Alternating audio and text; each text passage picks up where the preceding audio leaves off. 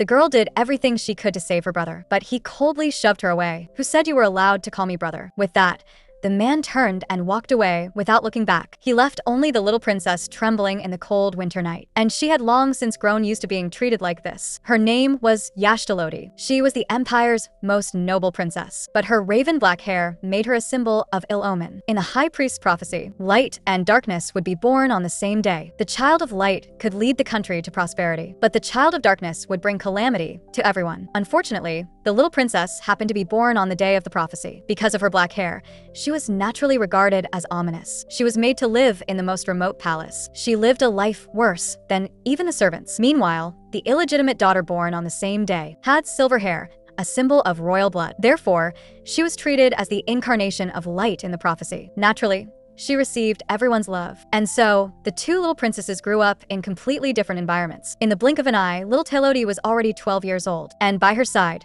only Loina remained to take care of her. The palace she originally lived in had long since fallen into disrepair. Even her allowance was often withheld by the treasury. Because of a shortage of food, she learned to endure hunger at a very young age. But no matter how hard life was, the girl always wore a satisfied smile on her face. Loina looked at the child teasing butterflies. Her heart was filled with pity. If only that damned prophecy did not exist. Her little princess could have had such a beautiful garden too. But now, all of this belonged to the Princess of Light. The princes had filled it with lilies that bloomed all year round for that illegitimate daughter. And the little princess of pure royal blood could only watch from afar. Even if she wanted to come in and play, she had to do it secretly. The more Loina thought about it, the angrier she became. How could a child as kind as Telodi possibly be the child of calamity from the prophecy? Just as she was lost in thought, a rumbling sound came from the little princess's side. Loina quickly asked if the girl was hungry, but the sensible child only held her stomach and shook her head. The maid knew the little princess wanted to save her own portion of food, but if a child did not eat properly,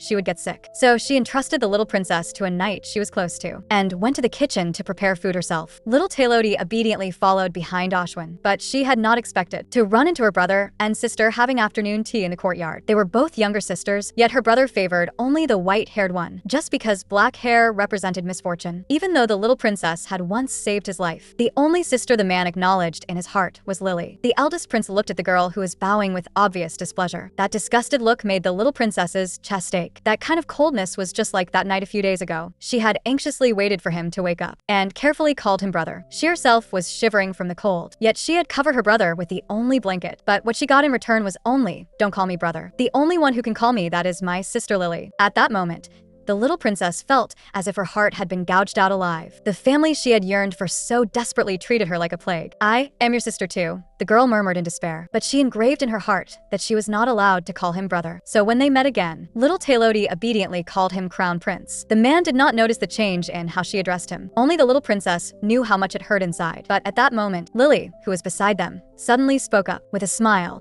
she invited her sister to stay and have tea together. Naive little Telodi thought this was concern from family, but she did not expect that the moment the girl spoke, she brought up her pitch black hair. Her arrogant tone carried a faint disdain. This made the little princess feel inferior. Indeed, compared with Lily, she looked far too shabby. Her younger sister's hair was as beautiful as Lily's, and her whole body radiated noble grace, while she herself was still wearing a plain old dress. No matter how one looked at it, she did not seem like a princess at all. And besides, her black hair had always signified misfortune. At that moment, she finally understood why her family disliked her. Lily suddenly noticed the hairpin by the little princess's ear. How could she possibly allow her sister to have something she did not? So the girl arrogantly reached out her hand. "Your hairpin is quite cute. Give it to me." Lily's tone carried an order that could not be disobeyed. Seeing this, the little princess hurriedly stepped back twice. She was so anxious, she was almost about to cry. But her sister directly ignored her resistance. "If others saw this, they might think I was stealing your things. It's just a cheap lily of the valley hairpin, and you're really that unwilling to lend it to me?" Seeing Lily about to snatch it by force, the little princess somehow found a little courage within herself. Loina had once told her that the flower language of Lily of the Valley meant that one would surely become happy. So this was not merely a small hairpin. It also carried her hope for life. The girl said seriously that the hairpin was hers, so she could not lend it. As soon as she finished speaking, Lily's expression had already changed. This was the first time anyone had dared to speak to her like that. The girl angrily swept all the teacups off the table. She was waiting for her brother to stand up for her, right in front of her brother. The little princess was viciously bullied by this scheming younger sister. Scalding tea splashed all over the girl. Little Taylody frowned tightly in pain, but Lily had no intention of stopping at all. Just as a heavy slap was about to fall, the eldest prince beside them finally stood up. He suddenly grabbed Lily's small hand. "Stop it." The man's voice was gentle, but the willful younger sister did not give her brother any face at all. She forcefully flung away his hand, and tears rolled down like pearls. "Brother, you've gone too far. You're making it sound like I'm the one trying to steal sister's things." Her accusation struck the man's heart again and again. The eldest prince quickly promised to buy her an identical hairpin, but such an answer did not satisfy Lily. Out of the corner of her eye, she glanced at the little princess who was being comforted. Why, when they were both royalty, did this girl still have to come and fight her for her brother? Thinking of this, the girl curled her lips into a sneer. Then she turned and ran out of the courtyard. She was waiting for her brother to leave her sister behind and chase after her. Watching Lily's figure run farther away, the helpless eldest prince could only tell Ashwin to go after her first. He himself stayed behind to continue drinking tea with little Taylody. Although he did not particularly like this black-haired sister, he was not yet at the point of letting others bully her however they pleased, especially since the girl had saved his life before. Looking at the new dress on his sister, the man unexpectedly felt a trace of satisfaction as an older brother. Yet these were all things the little princess did not know. Just as the girl was hesitating over whether she should take the initiative to leave, she heard the man beside her suddenly speak.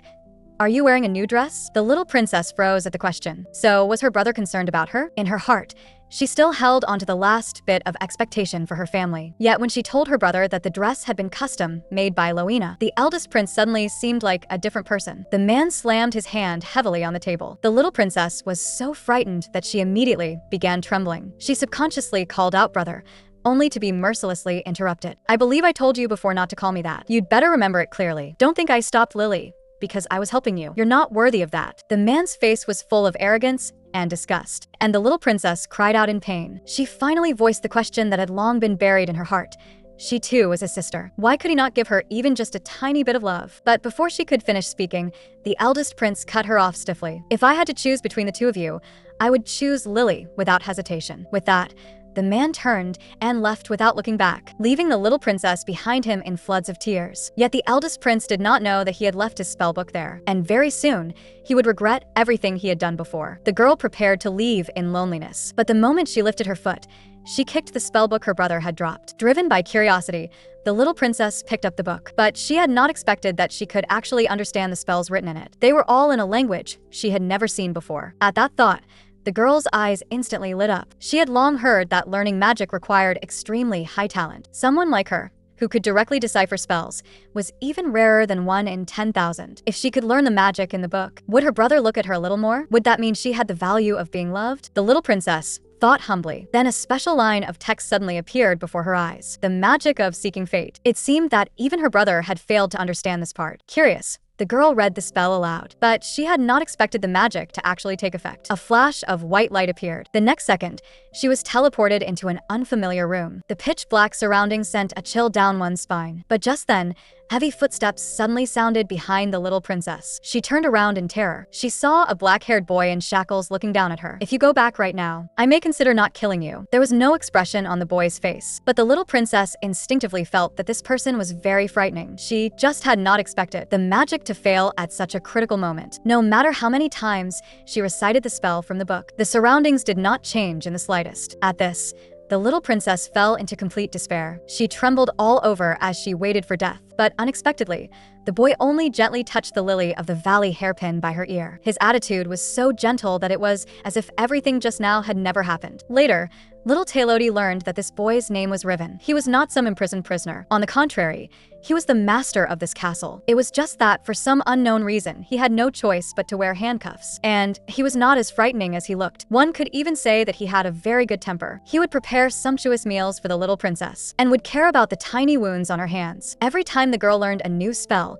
she would show it to Riven at once, and the boy would patiently watch, then gently praise her for improving. These were all forms of care that little Taylody had never felt from her family. She had long since regarded Riven as her own brother. If she could, The little princess truly wanted to live here forever, but she had a reason she absolutely had to go back, because Loina was still waiting for her in the palace. So the girl began studying magic even harder. She just had not expected that the little spell she had newly learned would almost cause a disaster. In order to return to her brother's side, the little princess worked until she was almost fainting. She practiced the teleportation spell over and over again, and her body ached faintly from overusing her magic. But even so, she still could not find a way to go back. Seeing the girl's face grow paler day by day, Riven, who had originally not intended to interfere, finally could not bear to watch any longer. He required the little princess to use magic only 50 times a day, and for the next lesson, she had to wait until her body recovered. The little princess protested in a huff, but Riven directly ignored her dissatisfaction. With one raise of his hand, the boy placed the spellbook on the highest shelf, but he never could have imagined that,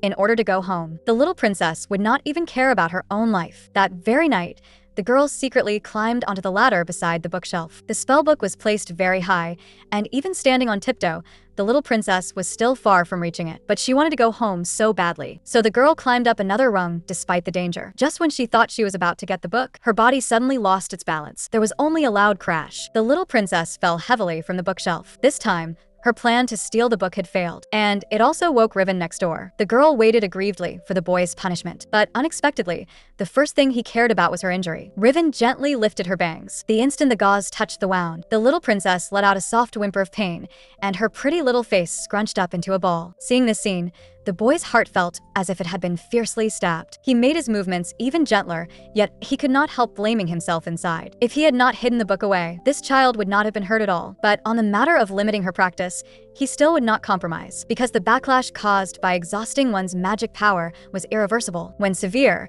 it could even endanger one's life. During these days, Riven had long since regarded little Taylodi as his own younger sister. As an older brother, how could he bear to watch his family risk her life? In the days that followed, little Taylodi kept learning magic under Riven's guidance, although she did not practice many times. With an expert's guidance, however, her progress was still extremely fast. On this day, just like usual, the little princess learned another new spell. Look. She excitedly wanted to show it to her brother, but the moment she recited the spell, the bookshelf beside her lost control and toppled toward her. The moment he saw this, Riven's heart nearly stopped for a beat. He instinctively lunged forward. Subconsciously, he used his back to block the heavy bookshelf. Cold sweat slid down the boy's cheeks, but he completely ignored the sharp pain in his body and worriedly asked the girl whether she had been hurt. Seeing his younger sister obediently shake her head, the heart he had been holding up finally settled. Riven pretended that he was not injured, but little Taylodi's eyes reddened because of this. At last, she had family who would dote on her and love her. Meanwhile, on the other side, the biased white-haired older brother only now realized that his younger sister was missing. The older brother had given all his tenderness to that scheming green tea younger sister, and the little princess who truly cared about him,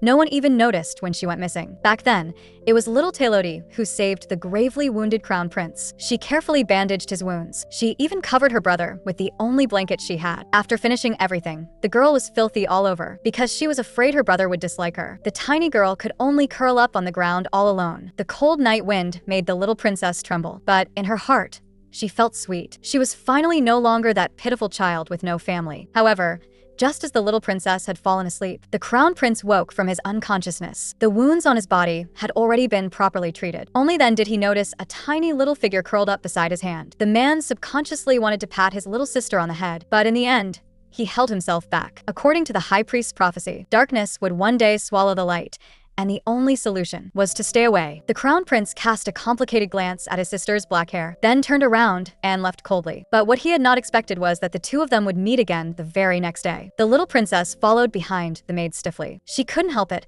On her timid little face still hung a fawning smile. That shrinking, timid appearance made the crown prince inexplicably irritable. Thank you for what happened last night, but I also have to thank you for managing to pull out a torn old blanket from all those things and cover me with it. Go on, tell me. What reward do you want? The man's arrogant attitude was no different from charity, and the little princess's eyes reddened in grievance. How she wanted to tell her brother that that blanket was already the best thing she could find. But in the end, the little princess only voiced her wish. She told her brother that she wanted a few beautiful new dresses. Of course, All of these were for Loina. She did not want even one for herself. Hearing this answer, the crown prince had not expected such a wish from his sister, so he wanted to give her a gift. So he not only had dresses made for Loina, he also casually had a few custom made for his sister. He treated it as repayment for the girl taking care of him that night. That way, he could continue ignoring the sister with a clear conscience. It was just that the crown prince had not expected that the maid would take credit for what he had done. So when he heard his sister say that was why he became so angry. He planned to go find that maid and confront her face to face. Unexpectedly, just as he left the small garden, he ran into her. "Did you like the dresses I gave you?" Before Loina could even react, the crown prince aggressively questioned her about why she had lied. Loina was so frightened that her whole body trembled. But when she thought of all the grievances the little princess had suffered over the years, she suddenly was no longer afraid. "Your Highness, you truly are a despicable man. You are only slightly kind to people when you yourself are in a good mood. When you are unhappy, you simply cast them aside. In your eyes, our princess is not even 1/10,000th as important as Princess Lily. But if that is the case, why give her that tiny, insignificant bit of hope? Do you know how painful it is when a sincere heart is trampled over and over again?" Loina's words were like sharp blades stabbing into the crown prince's heart. Outrageous, humiliated, and enraged, he wanted to retort, but he could not say a single word. He remembered the joy on his sister's face when she called him brother. Then he remembered the despair on her tear-streaked face when she was abandoned. Was he really as terrible as Loina said? The more the man thought, the more his heart hurt. In the end, he fled in a sorry state. That scheming green tea younger sister openly bullied the little princess. Afterward, she even ran to their imperial father and falsely accused the victim first. The girl looked at the man seated in the place of honor with reddened eyes. Her tearful, delicate appearance made it seem as if she had suffered an enormous injustice. She said pitifully that she had only wanted to take a look at her sister's hairpin. She had not expected her sister to get angry. Lily put on a well-behaved look of "I don't blame big sister." With just one sentence, she won everyone present's favor. For a time, rumors spread all through the palace that the ill-omened imperial princess had bullied the Princess of Light. Many people said Princess Telodi had no upbringing. Some even said that the divine prophecy was about to come true. Only by executing the little princess could the people's hearts be stabilized. Before long, these words also reached the second prince's ears. The young man's eyes suddenly darkened. This was completely different from the timid little girl in his memory. Noah vaguely remembered that their first meeting had been on a winter afternoon. Little Telodi had been huddled on the steps, sadly tugging at her own hair. She was even muttering that it was all because she was too dirty that people disliked her. The second prince's gaze was unconsciously drawn over. Just by looking at her hair, he had already recognized that this child was the darkness from the high priest's prophecy. But as an imperial princess, she was dressed far too poorly. The little princess looked thin and small. She did not look dangerous at all like the prophecy had said. Thinking this, the second prince walked over against the light. Seeing the girl shivering from the cold, he was inexplicably compelled to take off his cloak. The sudden warmth instantly made the little princess's eyes turn red. But this cloak was truly far too precious. She wanted her brother to quickly take it back. But the second prince gently shook his head. He thoughtfully adjusted the collar for his little sister. "Just think of this as concern from your family." The young man had many cloaks like this, but the little princess's expression at the time was as if she had found a treasure. So how could such a sensible child do something like snatch another person's belongings? The second prince prepared to find a chance to ask his elder brother. Meanwhile, the crown prince had also heard the same rumor. His heart wavered even more, but according to the high priest's prophecy, approaching darkness would bring disaster. He was unwilling to give up the throne that was almost within his grasp. Just as he was struggling greatly, hurried knocking sounded outside the study. Seeing that the person who came was Knight Ashwin, the crown prince impatiently waved his hand. But in the next second, he heard news that shocked him beyond measure. Her Highness Telodi has gone missing. The man's heart suddenly clenched. A powerful sense of unease instantly surged into his heart, and he suddenly regretted it. The man frantically rummaged through the magic books in the drawer. He vaguely remembered that one of them recorded a locating spell, but after searching for a long time, there was still no sign of that book. At that moment, the crown prince completely panicked. He crazily ordered people to search for the missing little princess. As for himself, he collapsed weakly into the chair. He had never imagined that one day his sister would completely disappear from his world, without even giving him a chance to regret it. The man painfully recalled the scene from a few days earlier. He had clearly seen Lily snatch the little princess's hairpin, but as her older brother, he had done nothing. If he really had to choose one of the two, he had even said to his sister that he would choose Lily without the slightest hesitation. If only he had turned back and looked once at that time, he would have noticed the girl's tears of despair. Actually, it was not that the crown prince did not love his sister. It was just that his childhood experiences had blinded his eyes. His mother was a paranoid madwoman. From childhood, she had demanded that he become the perfect heir. Verbal abuse and whipping were nothing more than everyday occurrences. He could only treat inheriting the throne as his sole goal. Even so, The crown prince still deeply loved this harsh woman, but not long afterward, his mother died. And because of that, the young him became dispirited, until the boy met Lily for the first time, that child who was as beautiful as a lily flower. The tiny girl softly called him brother. In an instant, the high walls around the crown prince's heart were shattered. Originally, he had not believed at all that there was any such thing as divine prophecy. But at that moment, he regarded his white-haired younger sister as a deity, though he did not know why. In his memory, Lily's bright and beautiful little face gradually became blurred. Replacing it instead was the smile on little Tylodi's face. At this very moment,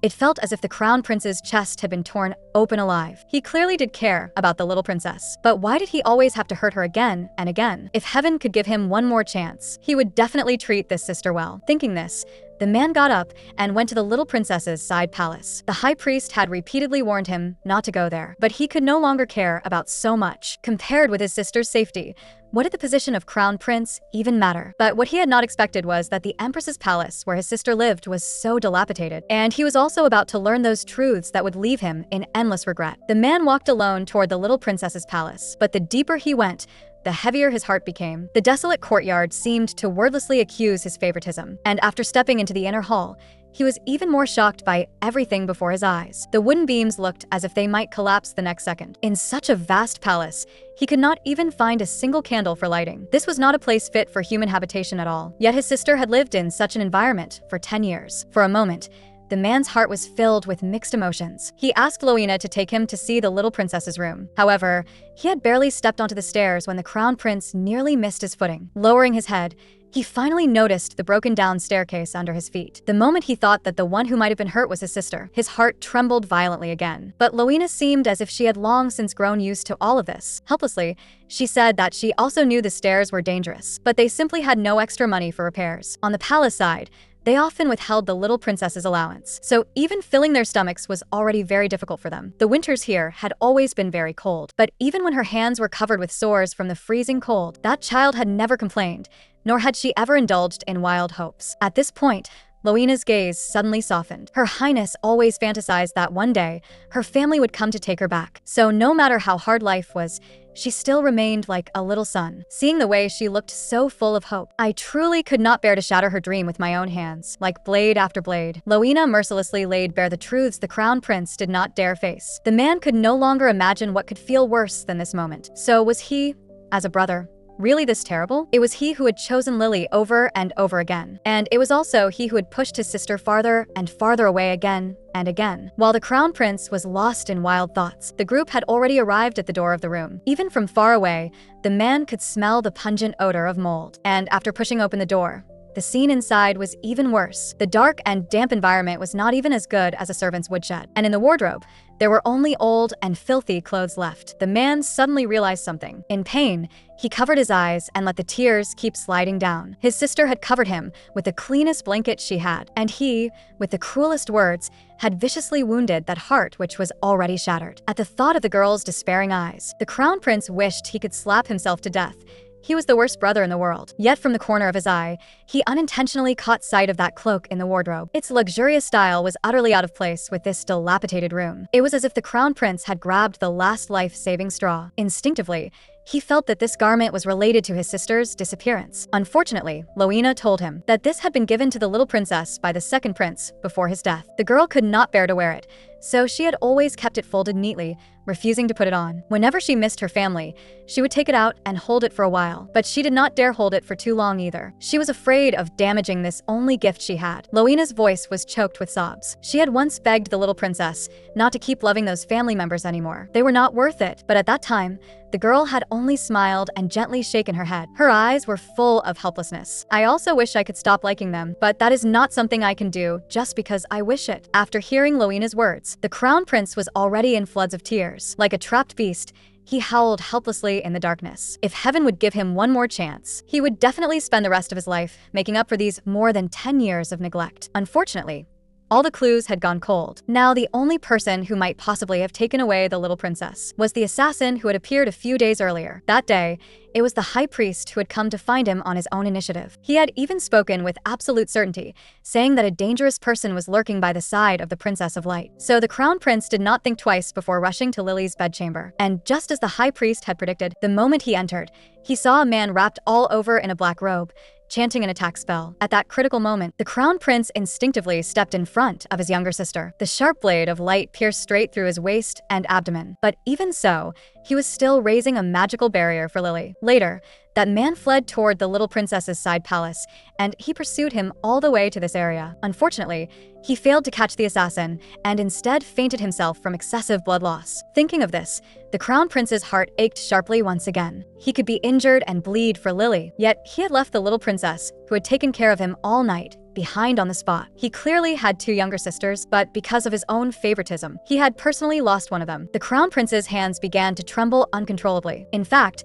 he had long since placed little Taylody in a position just as important as Lily, but because of that damned bit of pride, he kept hurting the girl's feelings again and again. The man painfully grabbed his own hair. He did not dare think about those details from the past, but everything before his eyes was rudely reminding him just how much of a failure he had been as an older brother. The crown prince deceived himself by thinking that if he had reached out his hand that day, even just once, perhaps his sister would not have left in disappointment. Perhaps she would have forgiven him. It wasn't that he had not seen the tattered clothes on his sister. It wasn't that he had not seen her face covered in tears. He had merely pretended not to see. The man's nails dug deeply into his flesh. But this bit of pain was nothing compared with the pain in his heart. That child had gone hungry while taking care of him all night. Yet all he had given his sister was charity. He had even forbidden the girl from calling him brother. Call me crown prince. He had even forbidden the girl from calling him brother. Yet that child still carefully held on to the few old clothes they had given her. The crown prince could no longer tell whether what he felt at this moment was heartbreak or despair. He silently turned around. Now the only hope left was to find the magic book as soon as possible. Even if his sister still refused to forgive him after returning, he would definitely bring her back. Meanwhile, the crown prince was still searching the world over for his sister. And in a distant eastern kingdom, the little princess had already begun a sweet life with her new older brother. Riven gave little Taylody a magical garden blooming with lilies of the valley. The shy little flowers drooped their heads, as if softly telling the little princess in the language of flowers that she must be happy. It was just that this familiar scene was far too similar, and in an instant, it made the girl's nose sting with tears. More than once, she had envied the lily garden Lily had. She had also fantasized countless times that her brothers could give her one too. Unfortunately, dreams were dreams after all, and they still shattered. So it turned out that it was not that she was unworthy of having one. It was simply that her family had never loved her. She subconsciously touched the hairpin by her ear, but to her surprise, this gift, which was extremely important to her, was gone. The girl hurriedly looked around for it, but Riven gently patted her shoulder. He comforted the little princess and told her to eat something first. Then he took out the sandwiches he had prepared in advance from the basket. During this period, the young man had already figured out the girl's tastes, and he was also very willing to take care of the little princess's daily life like a personal butler. Come to think of it, if his younger sister were still alive now, she would be about the same age as the girl. The young man's eyes, as he looked at little Taylody, were full of remembrance. Just then, the little princess suddenly spoke. She asked curiously whether Riven's hands could be freed, seeing how inconvenient it was for her brother to move. The girl really wanted to use magic to help him. Compared with the crown prince's cold words, this new older brother had never once despised her ominous black hair. He even protected her gently, like a knight. So in just a few short days, Riven's place in little Tylody's heart had already far surpassed that of those two heartless brothers. Because of this, the girl truly wanted to do something for the young man from the bottom of her heart. She touched her brother's wrist with concern. The rough shackles had long since rubbed that place raw with wounds. If only she could help her brother. Thinking of this, the little princess suddenly had a flash of inspiration. Maybe the book contained magic to open the shackles, and she also wanted to use this opportunity to try the spell to go home one more time. So the little princess gently tugged at her brother's sleeve. With an obedient look on her face, she said she was going to look in the book for a way to unlock them. But before she could turn around, Riven had already grabbed her wrist. A trace of slyness flashed in the young man's eyes. The little princess instantly felt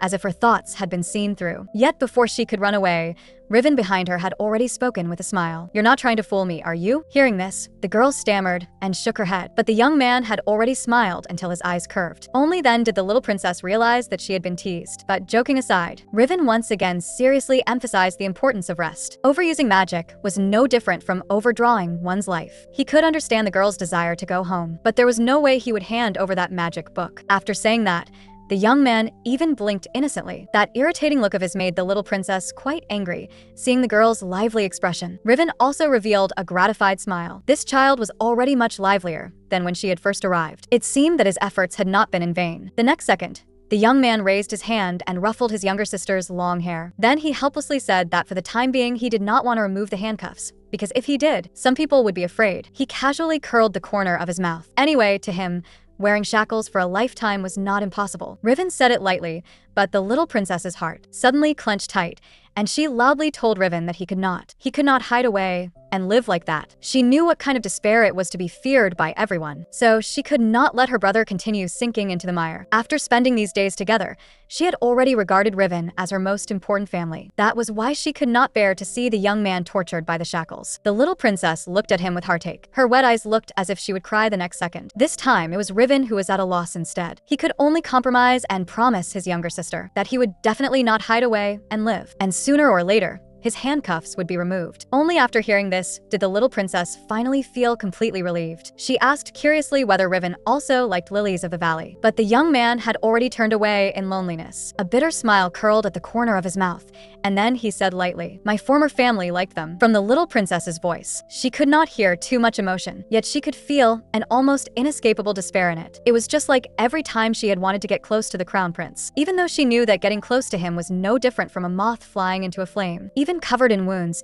she still rushed toward him without hesitation. She could not stop loving her family, just as Loina had taught her. Love was never supposed to ask for anything in return. Over the next few days, the little princess pestered him every day to see that magic book. Unable to withstand his younger sister's repeated soft pleading, Riven finally returned the magic book to the girl. But no matter what, the young man had never expected that his younger sister would find a way back so quickly. It was a bright and beautiful afternoon. The little princess was quietly sitting in the courtyard reading. The breeze gently lifted the girl's long hair, yet she was reading with unusual concentration because she had found a magical spell. According to the description, as long as the magic circle was completed, one could immediately be teleported to the side of the person who missed them. The little princess could not wait to give it a try. She firmly believed that Loina must still be thinking about her. At that moment, however, Riven suddenly appeared. "You're working hard." A trace of admiration flashed through the young man's eyes, and the little princess said playfully that she just did not want to trouble him anymore. She had already found a way to go back. After saying that, the girl began reciting an incantation on her own. Under Riven's shocked gaze, a strange portal appeared out of thin air. The little princess was also preparing to leave with the help of magic. She could not bear to part with Riven, this handsome and gentle older brother, but in the end, Loina was the family member who had taken care of her for a full 10 years. Thinking of this, the girl activated the spell to go home. But she had not expected that Riven, who had always indulged her in everything, would disregard the danger and hug her tightly. No matter how the little princess struggled, the young man refused to let go. And, of course, he had his own reasons for doing so. Most teleportation magic came with danger, and with his younger sister's weak body, she simply could not withstand it at all. Under such circumstances, the slightest carelessness could cause her to be reduced to ashes. So no matter what, Riven would not let his younger sister take such a risk. Unfortunately, the little princess did not understand her brother's intentions at all. She only knew that Loina was still waiting for her. The girl desperately reached toward the portal before her. Yet in the next second, she felt a sharp pain in her chest. It was as if someone had fiercely poked her there. In the blink of an eye, that magic gate disappeared. Watching Loina's gradually shrinking figure, a wave of overwhelming despair instantly surged up in the little princess's heart. If this attempt failed, perhaps there would never be another chance. Thinking of this, she ignored all attempts to stop her and cast magic again. In an instant, stretches of grass spread rapidly from beneath her feet like melting snow, and both she and Riven were swept into a gorgeous space where she saw Loina's phantom. It was standing right in front of her, and she had clearly been only a little bit away from going home. "Can you hear me?" Thinking of this, the girl trembled as she lunged toward that phantom, but behind her, Riven shouted loudly. Judging from the current situation, the entire spell was already on the verge of going out of control. His younger sister might die, but the little princess could not listen to a single word of it. She wanted so badly to return to Loina's side. Even though the pain caused by the magical backlash made her whole body tremble, she still struggled forward step by step toward that phantom. Even if she had to crawl, she would crawl back to Loina's side. Yet in the next second, a wave of intense dizziness suddenly swept through her brain. In an instant, the world seemed to darken. The unguarded little princess fell heavily just like that, but the pain she had expected never came. Riven caught her steadily. The young man carefully gathered the girl into his arms. Looking at his younger sister's unfocused eyes, his heart was left with nothing but deep self-blame. If he had not stopped her, perhaps the girl would not have suffered such serious internal injuries. But he also had hardships he could not speak of. Riven let out a bitter sigh, and his expression gradually softened as well. After spending these days together, he had already grown fond of this optimistic and cheerful child. He still remembered when she had first arrived. Because she lacked a sense of security, she always liked to curl up alone in a corner. She also always ate very little of the food prepared for her, as if enduring hunger had long since become her instinct. And yet she was so kind. He had only given her a little concern in passing. Yet that child had been so moved that she cried tears of gratitude. All these strange behaviors made Riven feel that this sensible child seemed never to have truly been treated kindly by anyone. In Little Tailodi, Riven could always see his former self. That was why he hoped even more that the girl could obtain happiness. Because of her brother's obstruction, the little princess suffered magical backlash and fell unconscious. At this moment, she was lying weakly on the bed. Her pale little face looked as if she might stop breathing the next second. Riven stayed by her side, taking care of her with heartache. But because the girl's injuries were too severe, she had still not woken up for a long time. At this moment, she was having a long, beautiful dream. In the dream, many people were desperately looking for her. Luna, Knight Ashwin, and even the Crown Prince. They were all worried about her. At the end of the dream, her brother seemed to cry. That kind of sadness was like having lost the most important treasure. So, were those really tears her brother had shed for her? In the next second, the little princess woke from the dream. But where was there any sorrowful Crown Prince before her eyes? By her bedside, there was only Riven, carefully taking care of her. At this moment, the girl's heart, once full of expectation, instantly sank. She should have understood it long ago.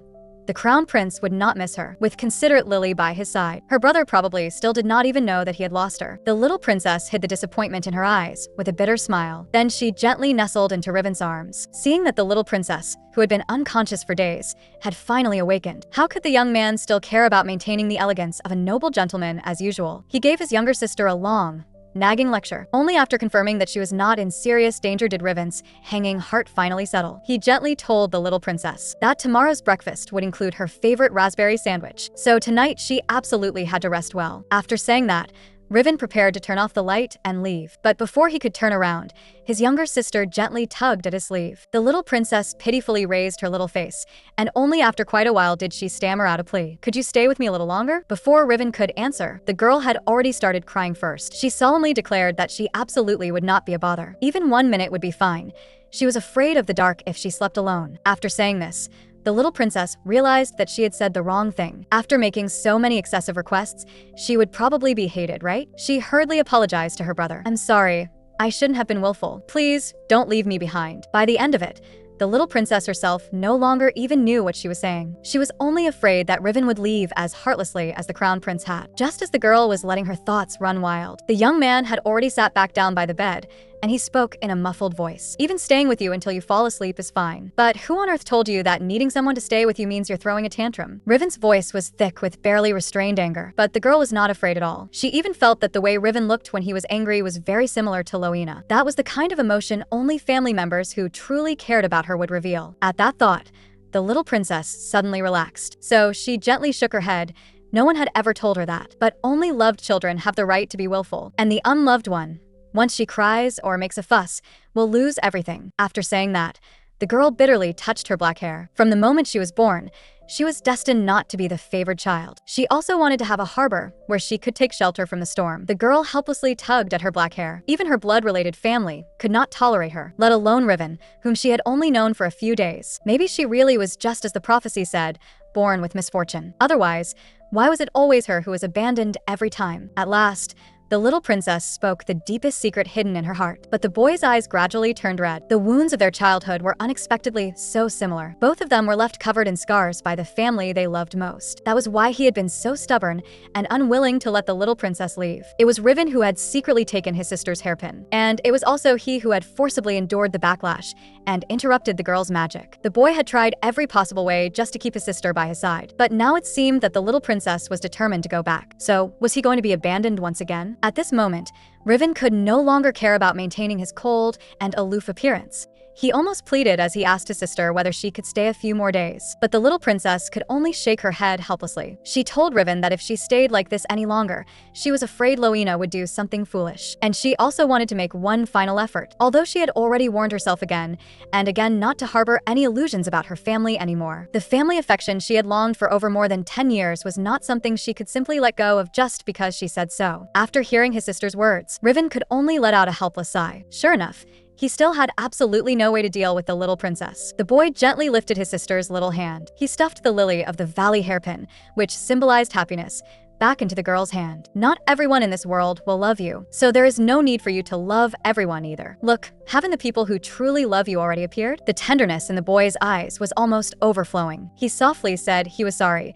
He should not have selfishly trapped the girl by his side. But before he could finish speaking, the little princess suddenly threw herself into his arms. The kind-hearted girl did not suspect in the slightest that it was her brother who had taken her hairpin. Listening to her say thank you over and over again, Riven only felt that his own despicableness had nowhere to hide. At that moment, he became even more determined to send his sister home. So after the little princess fell asleep, Riven quietly placed the magic book back onto the bookshelf. He deliberately put the book on the lower shelf, but in his heart, he still could not help praying that the girl would discover it a little later. Unfortunately, the boy's wish was destined to fail. The moment the little princess woke up, she saw the magic book on the shelf. He had steeled his heart and hurt the younger sister he loved most. So heaven had also taken back his right to be her brother. At this very moment, the eldest prince was searching for the little princess like a madman. The knights he sent out were replaced batch after batch, but all they brought back was bad news. It was as if his little sister had vanished from the face of the earth. There was not even the slightest trace left behind. The man irritably slammed the documents hard onto the desk. He had long since grown sick of hearing the words,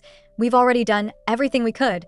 We've already done everything we could." The moment he thought that his sister might be out there, starving and freezing, the eldest prince's heart clenched sharply. In a rage, he rebuked the knights for their incompetence, but as he cursed them, he painfully grabbed and tugged at his own hair. In the final analysis, all the fault lay with him. It was because he had utterly failed as her brother. Now, every single corner of the palace had already been searched through by him once. The only hope could now be placed on the second prince, whose magic was outstanding. Although the relationship between the brothers was not harmonious, for the sake of finding his sister, the eldest prince still gritted his teeth and summoned his younger brother. At this moment, he looked exactly like a gambler willing to pay any price. As long as he could find his sister, he was willing to give anything. Meanwhile, the little princess had just recovered from the magical backlash. She weakly moved her stiff body. Her big eyes, filled with anticipation, anxiously searched for that gentle boy. Unfortunately, Riven seemed to have already left. A trace of disappointment flashed through the girl's eyes. However, at that moment, she noticed something. Could it be that brother had deliberately placed this here? At that thought, the little princess laboriously rose onto her tiptoes. Unfortunately, the book was still placed too high. No matter how hard the girl tried, she simply could not reach it. After trying several times in a row, the little princess sat back down on the bed in frustration. Her little face, soft and puffy like a milk bun, was puffed up with anger as she muttered in dissatisfaction. Brother couldn't have done it on purpose, could he? Yet at just that moment, a sudden flash of inspiration struck her little head. During this period, she had also learned quite a few practical everyday spells. Now, they just happened to come in handy. At that thought, the girl softly recited a summoning spell. Unexpectedly, the book on the shelf steadily fell right into her arms. This belonged to the eldest prince. The little princess quickly wiped away the dust on it with her sleeve. She carefully flipped to the spell that could send her home. But at that very moment, the girl suddenly hesitated. On one side was Loina, who took care of her like a mother, and on the other side was Riven, who treasured her like a precious jewel. Both sides were family she could not bear to part with. But in the end, the little princess still chose to go home. The girl devoutly recited the spell from the book. Yet this time, the portal did not appear. Her magic had failed. Brother finally realized that the little princess who had always been disliked was the younger sister who truly cared about him. And Lily, whom he had loved for 10 years, had never once cared whether he lived or died. But he had been as blind as if he could not see. Again and again, with his own hands, he had hurt that heart that was already shattered. If only everything could start over, then perhaps his heart would not hurt as much as it did now. But now, he could only place his final hope on the second prince, hoping to find some clue to his sister. So, for the first time, the eldest prince lowered his proud head. He humbly begged Noah to help him. That defeated look made him seem like a gambler who had lost everything. Yet in the end, all efforts were futile. Even the most powerful search spell could not find the slightest trace of the little princess. Watching the magical glow gradually dissipate, the hope in the eldest prince's eyes also dimmed little by little. Meanwhile, the little princess, anxious to return home, kept encountering one magical failure after another. She stared at her own hands in frustration. Where exactly had the problem come from? After trying again and again many times, the girl finally found the hidden reason. The summoning spell just now had already exhausted the little magic power she had in her body. Now, if she wanted to leave, she could only obediently lie back in bed and rest first. She could not help but let out a soft sigh. She had spent a long time preparing herself mentally before she was finally willing to go back. Otherwise, she truly could not rest easy leaving Riven here all alone. She always felt that beneath the boy's powerful exterior was hidden a heart shattered into pieces. It was just a pity that now she still had reasons why she absolutely had to go back. The little princess decided that after returning home and letting them know she was safe, she would find a chance to come back again. Because deep in her heart, she had long since accepted by default that Riven was her brother, and Riven knew none of this. He had already prepared himself to let go, no matter how unbearably reluctant he was to part with the little princess in the depths of his heart. He could not, like some villain, keep the girl trapped by his side for her whole life. To love someone is to fulfill her happiness, and what Riven had to do was help the little princess realize all her wishes. As he thought about it, the boy's eyes grew so sore and bitter that they ached, but he still tried hard to keep a smile on his face. By now, that child should already have returned to her family's side,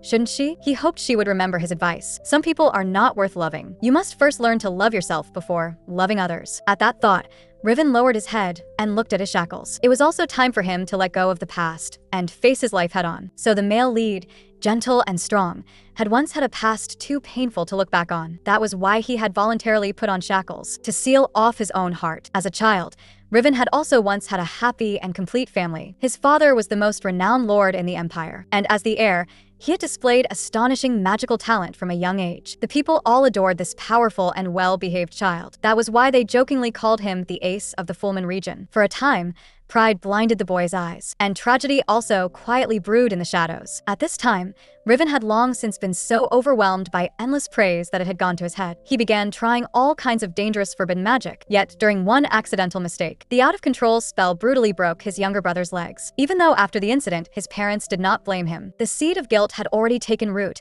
and sprouted in the boy's heart. Between apologizing and running away, he chose the latter, because he feared that this evil power would hurt the family he loved most once again. Riven stubbornly sealed himself off completely. He thought that as long as he stayed away, no more accidents would happen. If the story had ended here, they should still have remained a happy family of 4. However, for some unknown reason, rumors that extermination magic had appeared in the world began spreading rapidly among the people. In the end, they also reached the emperor's ears. The crazed emperor wanted to obtain this evil power, so he summoned the Fulman father and son. Again and again, Father instructed Riven, no matter what happened, he absolutely must not admit it. But once they reached the palace hall, the development of events far exceeded his imagination. The moment they stepped onto the red carpet, they were surrounded by fully armed guards. And what shocked him even more was that his mother and younger brother were here too. At this moment, Riven completely understood. This was a trap prepared especially for him. The next second, the emperor stood before Riven. I have something to confirm. I hear that Fulman's ace can use extermination magic. That whisper-like murmur was even more terrifying than the curse of an evil spirit. The boy could only lower his head, not daring to answer. It was not that he did not want to admit it, but the moment he admitted it, Father would bear the charge of treason. Yet in the end, Riven had still underestimated the ugliness of human nature. Before he could even react, the Emperor's blade had already viciously stabbed into his father's body. And at the same time, painful screams also came from where his mother and younger brother were. Hearing his family's flesh being torn apart little by little, their bones being broken inch by inch, Riven could no longer endure such torment. In despair, he recited the spell. The next second, a terrifying magic array shrouded everyone's heads like a descending evil specter. Yet, at this critical moment, his dying father suddenly grabbed his son's sleeve. Using the very last of his strength, he stopped Riven's attack. She was the true princess, gentle and kind. Yet, because of her black hair, she was bullied by the arrogant and manipulative fake imperial princess, wearing the shabbiest dress. When they first met, Riven even mistook little Tailodi for a balloon that had accidentally drifted into the forbidden area. But only later did he learn that the one he had picked up was actually the little princess of an enemy country. And she, just like him, possessed world-shocking magical talent. Looking at the girl's eyes, full of longing for knowledge, Riven seemed to see his former self from those years, equally gifted beyond compare, equally spirited and high-spirited, and likewise so innocent that it made one's heart ache. This made Riven subconsciously treat little Tailodi as his own younger sister. He placed all the guilt he had carried for his family over these years onto the little princess. But even so, he still could not forgive the person he had once been. If back then he had hardened his heart and killed that shameless emperor, would his family perhaps not have died so miserably in agony? But in this world, there is ultimately no medicine for regret. Under his father's restraint, Riven gave up the attack, but his mercy was rewarded only with the emperor's ever more excessive cruelty. In the end, kindness still lost to vicious malice. Watching his loved ones fall one by one into pools of blood, tears covered the boy's cheeks. But no matter how hoarsely he cried out his apologies, those departed family members could never hear him again. Yet all of this was still not the end. After committing every possible evil deed, the despicable royal family even framed the Duke's death on Riven. Overnight, that spirited young boy lost everything. He also went from being Fullman's ace, praised by everyone, to becoming a madman reviled by all. The feeling of falling from heaven into hell was nothing more than this. Riven, not yet even 12 years old, was forced to wear shackles weighing hundreds of pounds. He was imprisoned in a pitch-dark basement with no light of day. And this imprisonment lasted for a full 3 years. Every single day and night of those 3 years, he tossed and turned in sleepless, guilt-ridden nightmares, until he met little Taelodi. This innocent and kind girl stumbled by chance into his life. Like a warm little sun, she slowly, little by little, soothed the scars in his heart. Riven truly treated the little princess as his own younger sister. So how could he bear to let the one he treasured most leave his side? But since the girl had a reason she had to go back, then this time, he would be the one to go find her. The young man gently curled his lips into a smile. They would definitely meet again. Meanwhile, the little princess had almost finished resting as well. She once again recited the spell to return home. The surging airflow instantly rose and churned from beneath her feet. The next second, the girl was teleported to another place. She warily looked around, but did not see Loina anywhere. Instead, a strange white-haired man slowly sat up on the bed. So the little princess recited that spell. As long as, at that very moment, someone was thinking of her, she would be able to teleport to that person's side. But the girl never expected that she would be teleported to such a place. The magnificent decorations revealed the noble status of the room's owner. The little princess's heart rose to her throat as well. She mistakenly thought her magic had failed again. So she prepared to quietly slip away before the owner of the room woke up. But the person on the bed suddenly sat up. He pleaded painfully for the girl not to leave. Those affectionate eyes seemed to be looking at someone else through her. The little princess froze on the spot. That familiar white hair and those green eyes. Even though the two had never met,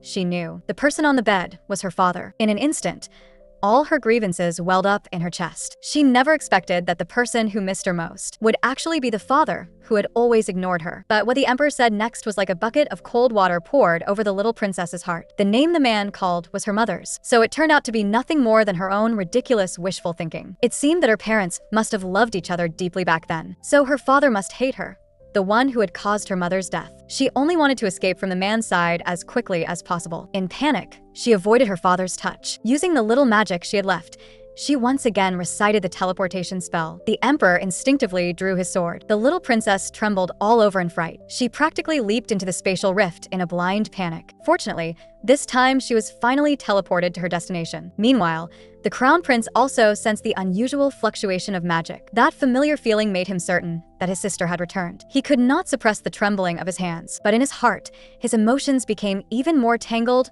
and complicated. At this moment, he had no idea how to face the younger sister he had wronged for 10 years. Was he supposed to admit that he was just a sensitive and selfish bastard, and that for the sake of an absurd prophecy, he had hurt the person who cared about him the most, and after doing so many wrong things, still shamelessly tell his sister that he actually loved her? How could he possibly say such words out loud? But in the end, he owed his sister an apology, even if his sister was unwilling to accept it, even if doing so would cause him to lose his status as crown prince. He still had to give that child an explanation. The man took the initiative to suggest going inside to sit for a while, and after speaking, ignored the maid's objections. He directly barged in. Loina bit her lip in hatred at the side, and the little princess could only reluctantly follow behind. Before long, 4 or 5 grown men had squeezed into the tiny reception room. As soon as the girl sat down, the 2 princes rushed to explain why they had come. The eldest prince asked worriedly where his sister had gone after disappearing, and the second prince anxiously said that they had searched for her very hard these past days. Both of their voices trembled with concern, as if they truly missed the sister they had regained after losing her. The burning emotion in their eyes did not seem fake, yet the little princess uneasily avoided their gazes. The scene of her brothers taking the initiative together to come find her was something she would not even dare dream of. If this had happened in the past,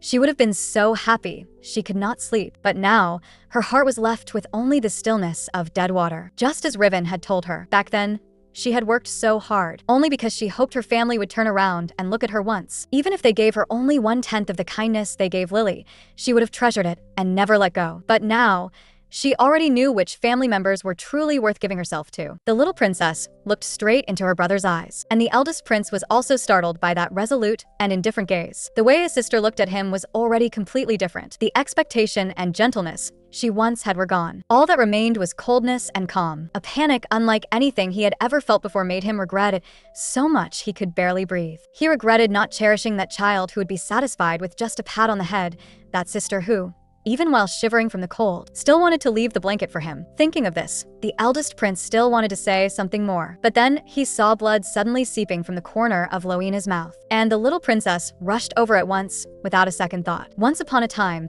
his sister had cared about him in just this way too. Sadly, everything could never go back again. The eldest prince, who had once cruelly hurt his sister, finally regretted it. But the little princess now was unwilling even to call him brother anymore. Loena had only bitten her lip until it bled. Yet the little princess was so heartbroken she was almost in tears. But when facing the brothers who shared her blood, that child was as cold as a stranger. And in that instant, the eldest prince felt as if knives were twisting in his heart. But all of this was their own doing, for once this focused and passionate affection had also belonged to him. His well-behaved little sister would warm him on cold winter nights. She would use her frostbitten little hands to tend his wounds. And after being cruelly hurt, she would still timidly call him brother. But he had personally destroyed all of it, and he did not even dare to remember those bastard words he had once said. It was he who had forbidden his sister to call him brother, and it was also he who had viciously warned her. If he absolutely had to choose one of the two, sister, he would choose Lily without the slightest hesitation. The more he thought about it, the more the man felt that he had utterly failed as a brother,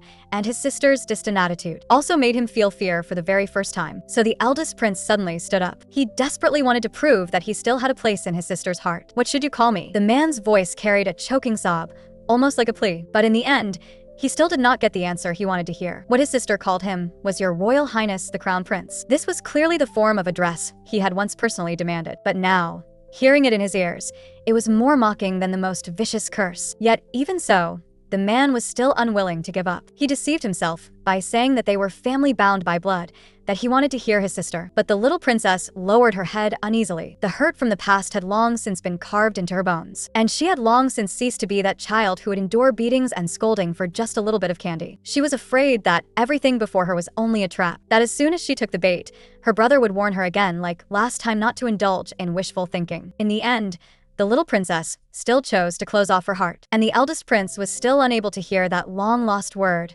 brother. He was like a defeated rooster. He left his sister's residence in desolation. But the moment he stepped outside, the man painfully clutched his chest. A guard asked him whether he wanted a physician summoned, but the eldest prince merely trembled as he waved his hand. So this was the unbearable agony of having one's sincere heart trampled into the mud. Now, he had finally felt the heartbreak his sister had once suffered. Yet he did not know when that child would ever forgive him. The high priest had already learned that the princes had all gone to their sister's sleeping quarters. If this continued, the matter of him and the head maid embezzling public funds would be exposed. So an even more evil plan came into being. Meanwhile, the head maid had already hurried to the high priest's temple. She tried hard to maintain calm on the surface, but her trembling hands had already betrayed her. Indeed, it was this woman who had secretly embezzled the money. But all of this had been carried out so brazenly only because of the high priest's instructions. She had thought that everything could be done without anyone noticing, but she had not expected that these past few days, the princes would actually begin to care about that unfavored little harbinger of disaster. This time, the head maid was completely flustered. That was why she lowered herself and ran to the temple for help. Unfortunately, the high priest had never intended to help her at all. This greedy woman was nothing more than a tool used to abuse the little princess. Now that the embezzlement plan had been exposed, someone had to come forward as the scapegoat. And right now, he had something even more important to do. It would soon be the annual sacred ceremony. He had to add even more fuel to the public opinion surrounding Princess Lily. As long as the people always believed that the black-haired Tailodi was the symbol of disaster, that person would never have any chance of turning things around. Thinking of this, the high priest in the corner revealed a sinister smile. "You came to me of your own accord." His hand slowly brushed across the rows of forbidden black magic books on the shelf. And an even more insane plan emerged as well. Back then, it was with this same method that he had taken away Tailodi's identity. A fake imperial princess created through alchemy had replaced the true princess who symbolized light. This time, he would surely succeed as well. The dim and murky light fell upon the high priest's twisted face. At this very moment, inside the emperor's council chamber. The man seated in the place of honor was frowning unhappily. Ever since seeing his daughter that night, he had been restless and distracted. That child had actually used the long-lost magic of space, and he also could never forget those eyes that shone like stars. She really looked far too much like her mother. But the more this was true, the less he could accept his daughter's existence. It was the empress who had first betrayed their love, so his ignoring that child seemed somewhat understandable as well. The emperor stubbornly suppressed his guilt toward his daughter, and instead coldly questioned the eldest prince before the hall, asking why he had disobeyed his orders and secretly gone to the empress's palace. Seeing his father suddenly enraged, the eldest prince did not want to defend himself. In his mind flashed the image of his little sister taking care of him. That kind child should not be treated as a dark harbinger of disaster hated by everyone. She should have been a princess treasured in the palm of one's hand and carefully protected. For the first time in his life, the eldest prince talked back to his father. He told the emperor that his sister was not some ominous harbinger of disaster at all. She was just an ordinary child. But the man on the main seat suddenly laughed. From beginning to end, he had never believed in any prophecy about a harbinger of disaster. He had even ordered nearly 90% of the empire's temples demolished when the high priest prophesied the birth of a child of calamity. But how could a child capable of using teleportation magic be ordinary? This time, it was the eldest prince who was stunned. His sister had used spatial magic, which meant that during the days she had disappeared, she had truly left. Then why had she not told him? In an instant, a powerful unease surged into the eldest prince's heart. His sister did not trust him, or rather, no longer regarded him as her brother. At that moment, the man smiled bitterly. Was this not exactly what he had brought upon himself? He had only just now learned that his sister could use magic. So how could he still have the face to hope for that child's forgiveness? Thinking of this, the eldest prince reported everything he had seen and heard over the past few days to the emperor in complete detail, including the dilapidated state of the empress's palace. At this, the emperor was utterly enraged, and at the same time, endless regret churned in his heart. No matter how much he resented her, she was still his daughter. He immediately ordered that the little princess be invited over. The emperor had always thought that the little princess was living well, so he had favored his other daughter with a clear conscience. He had even poured all the guilt he felt toward little Lily into Lily, because in his eyes, money was enough to make up for missing paternal love. But what he did not know was that within the inner palace, what kind of situation an unfavored child would face. No one was willing to take care of a disgraced imperial princess, let alone one who was a harbinger of disaster said to bring misfortune. So the maids assigned to her were replaced one after another, until in the end, only Loina remained. And the head maid even took the opportunity to seize the little princess's allowance. From then on, this child, who should have had a life free of want, lived a life worse than that of the servants. And in the blink of an eye, such days lasted for 10 years. 10 years was enough to wear away a child's longing for her family. And by the time the emperor learned the truth, everything was already too late. The little princess now felt only unfamiliarity and fear toward her father. So when the knight placed the emperor's invitation into her hands, the girl's face instantly turned deathly pale. She vaguely remembered that on that night, her father had drawn the sword at his waist. So, was this to sentence her to death for trespassing into the imperial palace at night? Or would he, like her brother, viciously humiliate her, and then mock her with the cruelest words for never being able to compare to Lily? At that moment, the little princess shrank back. Even though she had long prepared herself for not being loved, she still did not want to face such cruel hurt. So the little princess stammered as she searched for an excuse to refuse, and when Loina saw this, her heart ached so badly she could hardly breathe. Her little princess seemed very afraid of the outside world, but that was only natural, for some people's existence simply did not deserve to be called family. Even if they regretted it and wanted to apologize,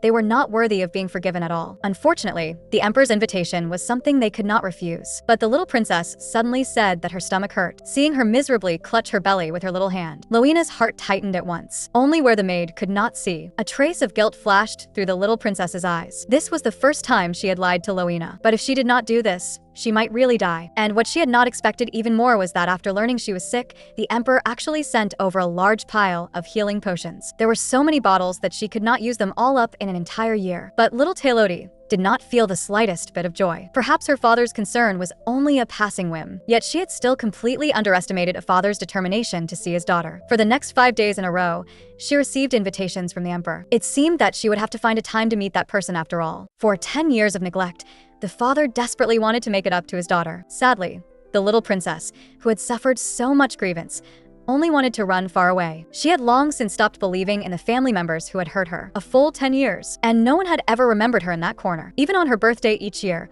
Only Loina stayed by her side. The dazzling fireworks lit up the entire night sky, but not a single one bloomed for her. Even more absurdly, those fireworks had all been prepared for her younger sister, who shared the same birthday. At a very young age, she had already tasted the pain of heartbreak, and as time passed, no one came to help me. These wounds, too, were etched little by little into her bones. So, the little princess finally learned to be obedient. She no longer hoped for her family's care, but she never expected that they would only begin to regret it after losing her. From the very first moment he saw his daughter, little Tylodi's figure lingered in the emperor's mind and would not fade. That child reminded him of his dead wife. And after learning of his daughter's miserable life over the past 10 years, guilt quietly took root in the man's heart. As her father, he began trying every possible way to make it up to her. However, the invitations he sent were rejected again and again. Left with no other choice, the emperor could only take advantage of his daughter's kindness. That day, as usual, Ashwin brought another invitation letter from the emperor, and after only one glance at the cover and the dog comic, the little princess was ready to pretend to be sick. But I've already used every place that could hurt today. Now, there really was no excuse left to refuse. So, the girl cast a wronged glance. She asked the knight whether she could choose not to go. She truly did not want to face that biased father. However, Ashwin, kneeling on the ground, hesitated for a moment. Deep down, he did not want the little princess to suffer even the slightest bit more harm. But the emperor's wrath was not something a mere knight could bear. After thinking it over again and again, he ultimately still could not bring himself to speak. Yet the sensitive little princess had already seen the knight's difficulty. As an imperial princess, she could refuse without restraint, but Ashwin could not. Judging by the man's condition, he had probably already been implicated and punished. So she could not selfishly let the people around her suffer in her place. Thinking of this, the little princess suddenly made up her mind. She tried hard to control her trembling hands. Although she was still very afraid of seeing her father, for the sake of those who cared about her, she was willing to overcome the fear in her heart. So, the little princess took Ashwin's hand. At that moment, she found the courage to overcome everything. In fact, avoidance solves nothing. Yet the little princess never imagined that her father truly did love her. And his neglect over these 10 years was only because he hated her mother too much. For 10 years, he ignored his daughter, yet now he tried every possible way to beg for forgiveness. Unfortunately, all the emperor's painstaking attempts at compensation were ultimately futile. The little princess was unwilling even to touch the tea and pastries her father sent. She simply looked at the man coldly like this. When even my life was hard to preserve, just like when my brother forced me to apologize back then, what right do you have? She did not understand why some people always waited until after losing something to feel deep regret. And such compensation would only make people feel sick. At that moment, however, the emperor suddenly revealed a nostalgic expression. He praised the little princess for looking so much like her mother, but in the next second, he recalled too many painful memories from the past. The gentleness in his eyes vanished in an instant. He sadly began to tell the story of his youth. Back then, he too had once deeply loved the little princess's mother, but what all of that brought him in return was the ruthless betrayal of his lover. Only then did the emperor understand that what his wife wanted was merely an heir, and those false vows of eternal love had all been lies. So after his daughter was born, he vented his hatred for his wife onto the child. That was the reason he had been unwilling to see the little princess. He did not want to face the culprit who had destroyed his love. After saying this,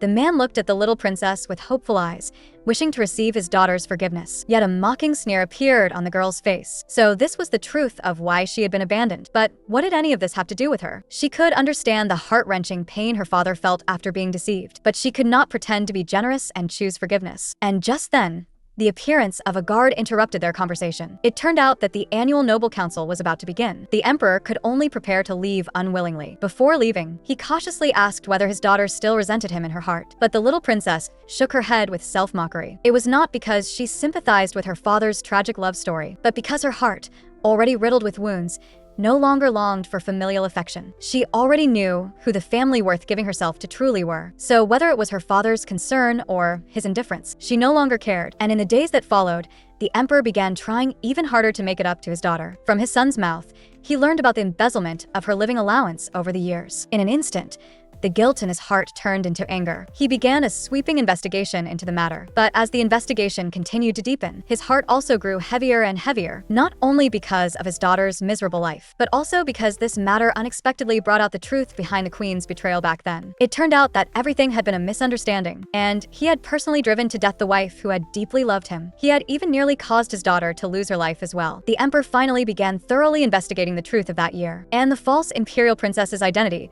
was about to be exposed exposed as well. It turned out that Lily's biological mother back then was a prostitute temporarily brought in by the high priest. And this woman had no fertility at all. When the emperor was wounded by love, she took advantage of the opportunity, thereby making the emperor believe that Lily was his biological daughter. The man believed this without question and kept her by his side to raise her. But the emperor never could have imagined that this child, who looked 80% like him, was not even human, and this secret would soon be completely exposed at the sacred ceremony. The high priest had originally wanted to use the ceremony to solidify Lily's prestige. At the same time, he wanted her to have a chance to get close to the envoy sent by the Holy Nation. That person was the Pope's only legitimate son, and marrying him meant gaining control of divine authority. So long ago, the high priest had already begun frantically building momentum. He had to make Lily the sole receiver of the divine envoy. Thus, at this noble council, minister after minister proposed that Lily should receive the honored guest. Some even shamelessly praised Lily's outstanding beauty, saying it would surely attract the divine envoy's attention. After all,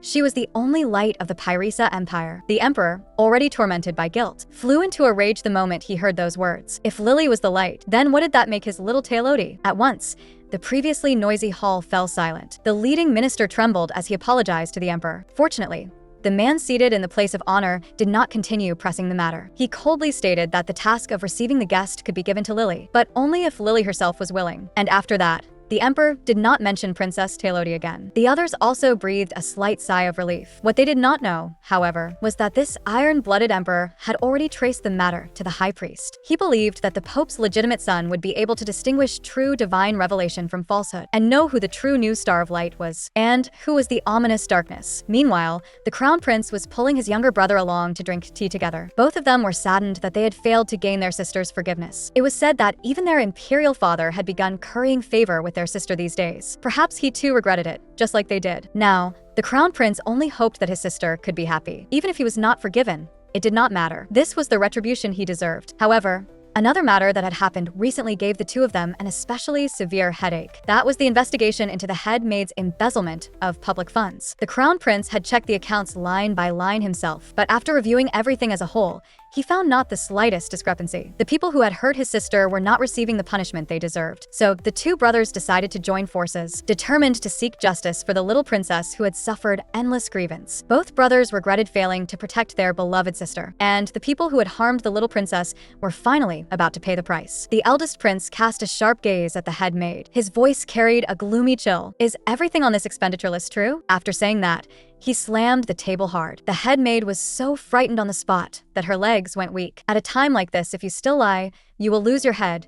Or is it that you have something else you're hiding? But if she exposed the high priest, she would surely die even more miserably. The woman could already imagine herself being hacked to pieces. She did not dare look into the crown prince's eyes and could only silently make a desperate gamble. She bet that the high priest had already destroyed all the evidence without leaving a trace. So the head maid loudly declared that the situation was exactly as stated, and the man in the main seat instantly reddened around the eyes. His hand seemed as though it would crush the documents on the table alive. Yet on the surface, he still had to maintain the proper composure. The man forced out a chilling smile. In a stiff tone, he praised the woman for being dutiful and responsible. At present, he had no evidence, but that did not mean he would let these villains who had hurt his sister go. For all the grievances little Tailoti had suffered, he would repay these people 1,000-fold, 10,000-fold. At that moment, the man forcibly suppressed the anger in his heart, as if comforting her, yet also as if warning her. He instructed the woman, bullying the imperial family carries at the very least the punishment of hanging, so do not do what you should not do. After saying that, the eldest prince was about to let the woman leave, yet just then, the teacup in the second prince's hand suddenly shattered. The boy's hand was cut until it was covered in blood, yet he seemed unable to feel the pain. His icy gaze was fixed firmly on the head maid. That terrifying look made him seem like an evil ghost from hell. A chill instantly surged into the woman's heart, because she knew this was the second prince's warning to her, and that teacup had clearly been crushed by his own hand. The head maid fled in panic like a rat crossing the street. Leaning against the door panel, she gasped for breath. It was all that damned ominous imperial princess's fault. Wasn't it just that her life was a bit miserable? And she still had the nerve to complain to the two princes. She should have strangled that little disaster star to death back then. It seemed she had to go discuss the next step of the plan with the high priest. But what she did not know was that her crimes had already been exposed, and countless terrible punishments were waiting for her. In the days that followed, the two princes continued on their path of apologizing, but all of these ingratiating gestures were coldly rejected by their sister. Both of them believed that as long as they kept trying like this, they would surely win back the little princess's heart. But something that happened later completely severed the possibility of reconciliation between the siblings. This time, it was the little princess who misunderstood her two brothers. The eldest prince, filled with regret, did everything he could to make it up to his sister, only to discover that the little princess already had family by her side whom she could rely on. That child no longer needed him, her terrible brother. This realization filled the eldest prince with extreme anguish. If he had seen his own heart sooner, would his sister perhaps not have left him? Sadly, there is no medicine for regret in this world. In the end, that child had still been utterly heartbroken by him. And just then, Ashwin suddenly submitted his resignation request. The eldest prince frowned in confusion. After all, becoming the head of the knights was no easy achievement. Yet the man before him actually intended to give up such a bright future. Then the man solemnly said that he wanted to become the sharpest sword in Her Highness the Imperial Princess's hand. His gentle voice was devout, as if he were on a pilgrimage. The eldest prince froze on the spot. His pale lips moved, yet he could not say a single word. So it turned out that his love for his sister was not even equal to that of a guard who had stayed by her side. At that moment, the man suddenly broke down, like a child who had done something wrong. He refused to admit his mistake, yet he stubbornly hoped that Ashwin would change his mind. That way, at least, he himself would not seem quite so unbearable. However, the young knight merely curled his lips calmly. He knew very well what he would lose. But compared with the little princess's happiness, all of this outward fame was nothing more than passing clouds. After saying that, the man lifted his eyes with a resolute gaze, and the eldest prince slumped back into his seat. He had lost, and lost completely. So the repentance he had thought so heartfelt had actually been that insignificant. He had clearly resolved to strive for his sister's forgiveness, yet had never even possessed the determination to give up his status. At that moment, the man let out a self-mocking bitter laugh. No wonder that child still refused to forgive him even now. It seemed that what he had done was still far from enough. But at present, he still had things he absolutely had to accomplish. The eldest prince pulled out a thick stack of documents from the drawer, and these were all substitute maids he had carefully selected. Their loyalty was absolutely guaranteed. They would certainly prevent the evil act of embezzling childcare funds from happening again. Just a few days earlier, the eldest prince had sent her a group of carefully selected maids. The little princess warmly received them, yet the maids still remained timid and cautious. Rumors had always spread outside that this black-haired princess was an ominous disaster star. Moreover, she was said to be a very difficult master to serve. Throughout the palace, people said she was overbearing and rude, and often bullied her kind younger sister. Some time ago, there had even been a huge uproar over a hairpin snatching incident. So the maids were so nervous that they did not dare raise their heads. And Loina at the side was already flushed with anger. Although she had long known that her little princess was unwelcome in the palace, that still was no reason for the eldest prince to humiliate her so wantonly, sending over a few plain and unimpressive girls. Wasn't that obviously meant to disgust people on purpose? Just as she was about to vent her anger on these newly arrived maids, she saw the little princess walk over with a smile. Her friendly manner carried not the slightest bit of princess arrogance. In no time, she became familiar with the new maids. Everyone was surprised to find that Her Highness the Imperial Princess was completely different from the rumors, and their interactions afterward completely overturned their understanding even more. The well-behaved little princess often helped them with household chores within her ability, and that mature and sensible demeanor only made people ache for her even more. In just a few days, the girl had already won everyone's favor. However,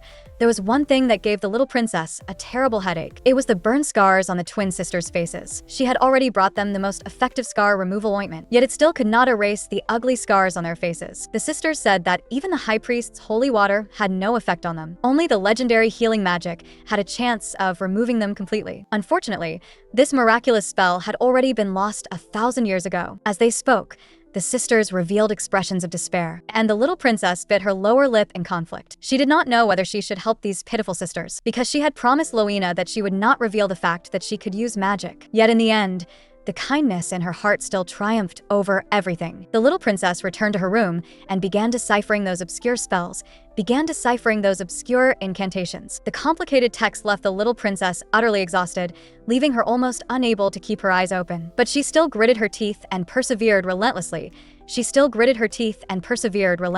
Fortunately, the final result did not disappoint the effort she had put in. She finally found the magic that could heal the twin sisters. So on a dark and windy night, the little princess brought the two sisters to a secluded garden. At first, the younger sister protested in disbelief and near collapse, but when the girl in white was enveloped in holy light at that moment, both she and her sister were completely stunned. In an instant, she thought she had seen an angel descend, and the next second, those uneven scars miraculously disappeared. The sisters looked at each other in disbelief. Their tear-filled eyes were full of gratitude toward Her Royal Highness the Princess. But no one noticed that in the corner stood a richly dressed young man, and under his breath, he was murmuring softly. This was the true light, right in front of her brother. The scheming younger sister immediately revealed her evil true colors. She arrogantly believed that she was the incarnation of light, yet she did not know that her identity as the child of darkness was already becoming impossible to hide. These past few days, little Taylodi had been busy refusing her brother's apologies. Meanwhile, Lily was preparing for the sacred festival a few days later. She changed into a spotless white gown, and her feigned innocence made her look like an angel who had wandered into the mortal world. She could not wait to use her beauty to get close to the envoy from the Holy Nation. However, the heavens did not seem to cooperate. From early morning on, the pouring rain had never stopped. The girl stared at the terrible weather in displeasure, and the maid at her side hurriedly explained in a flattering tone. She praised the divine envoy who was about to arrive as a uniquely handsome man, and if he stood beside the princess, they would surely be a match made in heaven. Even the heavens were so jealous that they were unwilling to let them meet. Hearing this, Lily immediately lifted her chin proudly. After all, in the entire Pyresa Empire, no one was more suitable than her to appear on such an occasion, especially not her black-haired sister. With that shabby appearance of hers, she was not even worthy of the title of Imperial Princess. Unlike herself, who not only possessed unparalleled beauty, but also an incomparably noble status. Only the sole heir of the Holy Nation was worthy of becoming her husband. The more the girl thought about it, the more excited she became, and her expression became even more twisted under the flashes of lightning. She was going to first take the divine envoy to visit the lily garden her brother had given her. After all, nothing was more sacred than something eternal and unchanging. Meanwhile, the divine envoy had already stepped down from his carriage. From the moment he entered the palace, he had smelled a decaying aura, and combined with those rumors, the prophecy of darkness devouring light, made it hard for him not to think of the child of darkness who would bring disaster. In the young man's heart, waves of unease faintly arose, but he still continued toward the lily garden where Lily was. Only, the closer he got, the stronger the aura of darkness became. And when he saw Lily, who looked like a lily flower, with his own eyes, he became absolutely certain that the girl before him was the true darkness. The ominous aura of death on her made people instinctively want to flee. At the same time, the young men also sensed another sacred power. Though remote and faint, it possessed a tenacious vitality. The young man could not help but follow it, and he witnessed a scene he would never forget for the rest of his life. Holy white light wrapped around the beautiful girl like a butterfly's cocoon, and from her lips came the soft murmur of an ancient spell. The next second, tiny lights slowly emerged from beneath her feet, and the night sky, like a brilliant sea of stars, was illuminated as brightly as day. Using sacred magic that had been lost for over 1,000 years, she healed the girl before her. This was the true light foretold in the prophecy. At that moment, he found the meaning of the rest of his life. The dark imperial princess, regarded as an ill omen, had actually cast sacred magic that had been lost for 1,000 years. A vast sea of stars spread outward from beneath her feet. In an instant, it dispelled the boundless darkness. Tiny halos of light drifted down like stars. With only the gentlest touch, they could give people the power to heal their wounds. The twin sisters beside her were already completely speechless. They had not even noticed the changes on each other's faces. Only when the little princess stopped chanting the spell did they look at each other in disbelief. Those ugly scars, like a nightmare, had really disappeared. At that moment, the sisters embraced and wept with joy, and the little princess also revealed a relieved expression. None of the three noticed the young man hiding in the corner. Little did they know that he had already taken in the shocking scene completely. So this was the true light. No wonder he had smelled the rotting aura on Lily. That meant the prophecy had been wrong from the very beginning. Yet even burdened with the most vicious stigma in the world, that well-behaved child still preserved the kindness in her heart. The young man admitted that he had fallen for her, but then he heard the little princess ask the maids to keep tonight's events a secret for her. Perhaps this child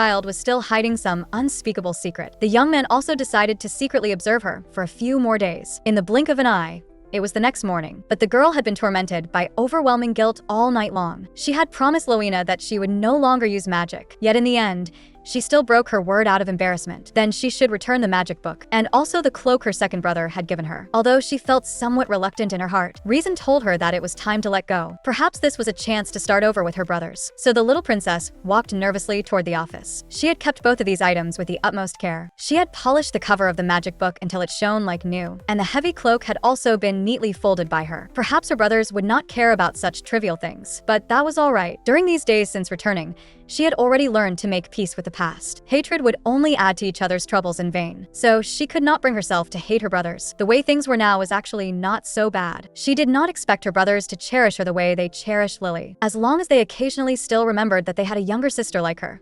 That would be enough. Holding on to this lingering attachment, the girl raised her little hand to knock on the door. However, the faint sound of conversation coming from inside the room made her heart suddenly seize up. Her brothers were actually talking about her. But the next second, the content of their conversation made her feel as if she had fallen into an icy abyss. That cloak she had regarded as a treasure. That cloak she had been unwilling to cover herself with even when she was shivering from the cold. To her brothers, it was merely trash casually thrown away. They thought she was dirty. So the memory she had carefully cherished all this time had only been a self-deceiving joke. At that moment, it felt as if someone had clenched the girl's heart viciously. Even the simplest breath carried the pain of despair. What exactly was she still hoping for? A bitter, self-mocking expression appeared on the girl's face. Then she threw down the things and ran away without looking back. The only chance for their little sister to forgive them. Both brothers had completely missed it. The sound of something falling came from outside the door. The second prince's heart fell into chaos as well. Just moments ago, he had told a lie against his true feelings. He said that he thought his sister was dirty. Those hurtful words slipped out of his mouth. The young man felt as though his heart were being cut by knives. How could he possibly despise his sister? She was his only bond in this life. But ever since childhood, everything that belonged to him had been taken away by his older brother. His mother's favoritism, Lily's affection, even the magic talent he had been born with. Not a single thing had truly belonged to him. So when his elder brother asked about their sister, he was afraid. He was afraid his brother would take away his only treasure. That was why he said those self-deceiving lies. He obsessively believed that this way, his sister would belong only to him. But the moment the words left his mouth, he regretted them. He comforted himself by thinking he was only deceiving his elder brother, but he had never expected that at that very moment, his obedient little sister was standing at the door. He could not see the lost and devastated look on his sister's face, and so he did not know that there was no longer any possibility for their sibling bond to continue. When the door was pushed open, lying on the ground was the cloak he had given away. There were still tear marks on it that had not yet dried. No, it could not be such a coincidence, but his trembling hands betrayed him. The second prince had never hated himself as much as he did now. He immediately ran in panic toward his sister's chambers. The eldest prince, equally worried, hurried after him. But neither of them had expected to be stopped outside the door by the maids. And the younger sister, who had softened again and again, had, this time, completely given up hope. What right did her shameless brothers have to beg for her forgiveness? For 10 years, they had coldly ignored her without a word. Then, after remembering her, they toyed with her emotions by turning hot and cold, as if she were merely a toy to pass the time. But why? She could feel hurt too.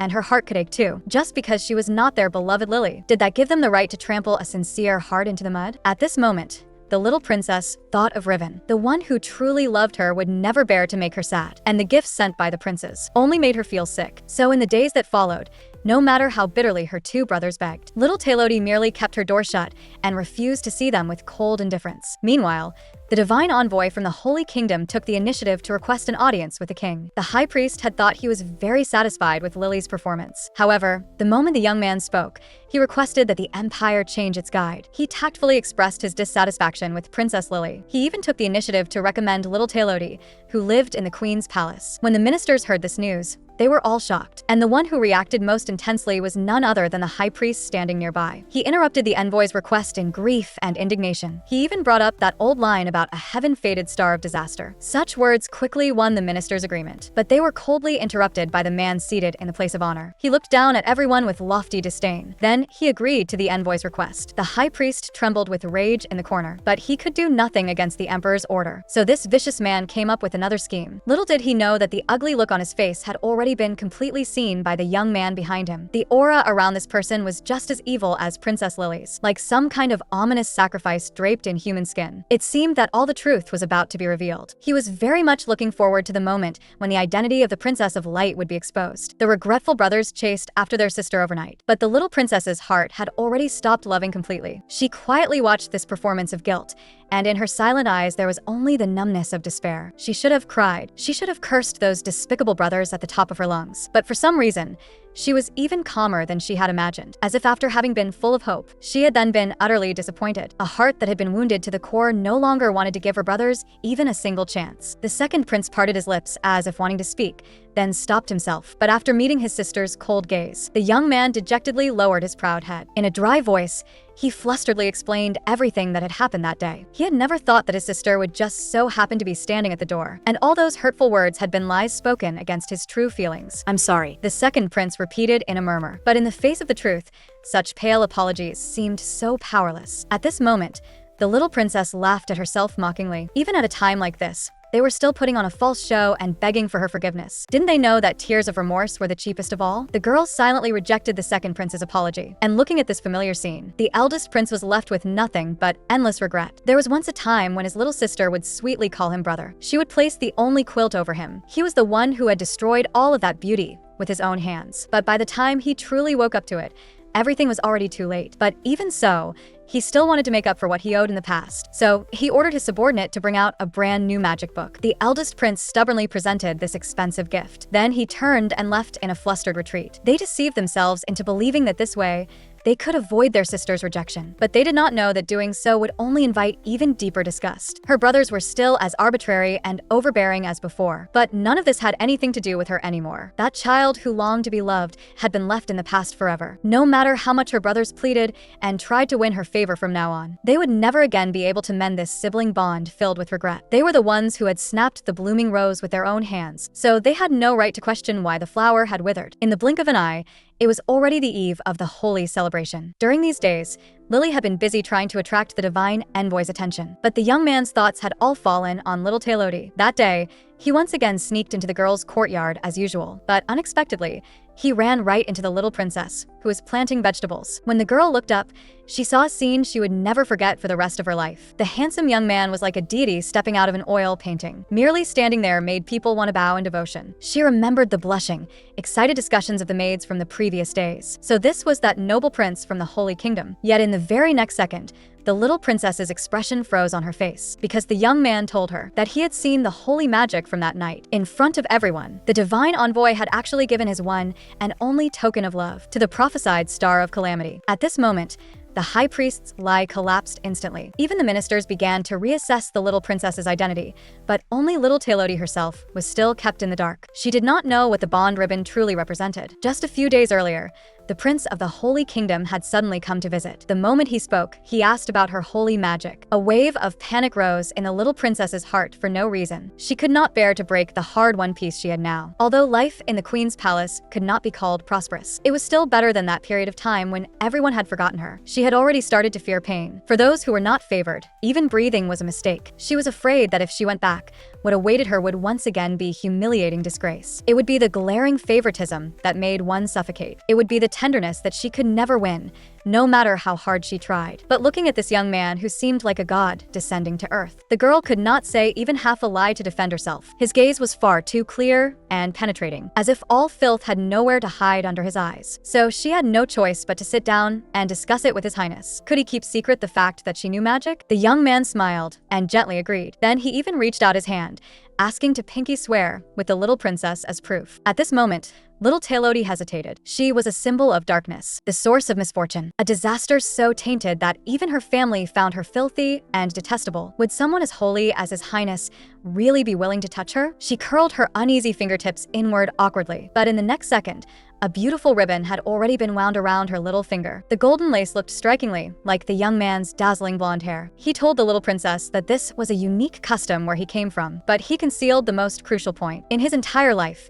a divine envoy would tie only one ribbon, and the person who received it was the girl with whom he wished to spend the rest of his life. While the little princess was still in a daze, the young man had already turned and left without a sound. Before leaving, he looked back deeply once at this girl who made people's hearts ache. "I hope that the next time we meet, you will say my name." And that very afternoon, the news that the divine envoy had given away a ribbon spread through the palace like wildfire. The maids reported the rumor they had heard to Lily. The girl's delicate face instantly twisted, because she was clearly the symbol of light. She was the one most worthy of that noble prince, and her ominous older sister should have rotted in the mud like vermin. She must have seduced the divine envoy on her own initiative. The girl speculated to herself, using the most vicious hatred to shape the image of her sister in her mind. At this moment, the seed of jealousy grew wildly in her heart. She could not wait to humiliate her sister once again. That person still had not seen the new hairpin father gave her, right? She eagerly anticipated the devastated expression her sister would show after seeing it. After suffering endless grievances, the little princess finally discovered her own origins. It turned out that in this world, There really had been one person who had loved her deeply. That day, Loena's father suddenly entered the palace. Without explanation, he handed her an old diary. He told the little princess that this was something left behind by the queen. Along with it was a well-preserved hairpin. The man had promised the queen that after the little princess had grown up, he would personally return it to her. But there was a magical seal left on the diary. It could only be unlocked in a specific environment. So that very night, the little princess came to her mother's room. The clean tabletop was spotless. At a glance, it was obvious that Loena had carefully cleaned it. Sometimes she would also wonder, when her mother was alive, she must have been a gentle and beautiful person. Otherwise, how could so many people have been willing to follow her? Sadly, as her daughter, she was a baleful star despised by everyone. She had implicated her mother and made her bear the stigma of calamity together with her. Everyone said it was her ominous fate that had caused the queen's death. So it would have been better if she had never been born. Then everyone could have had a happy ending, and she would not have had to endure that vile malice alone. Thinking of this, tears silently fell onto the cover of the diary. In an instant, dazzling white light enveloped the entire room. The little princess was drawn into a magnificent dream. It was Rebecca's memory. The lively young girl ran toward the young emperor, and in the man's deep eyes was an inexpressible tenderness. He softly scolded the girl for running more slowly, but in his low, husky voice, there was nothing but worry and doting affection. The man gently touched the girl's belly. In his eyes, the little princess saw happiness. It was the pride of becoming a father for the first time. It was endless longing for the future. It was also an emotion she had never seen in her father's eyes. So she too had once been awaited in this world. She saw her mother coyly push her father away. Then she softly began talking to the unborn her. Their love was so real. In each other's eyes, there was only the other's reflection. But if that was really the case, why had father hated mother so much? She still remembered the resentment she had heard when she first met the emperor. He had said that every night he dreamed the nightmare of being abandoned by his beloved, and the source of the tragedy was little Tylote's birth. At that time, there had been only hardship and pain in father's eyes. But at this moment,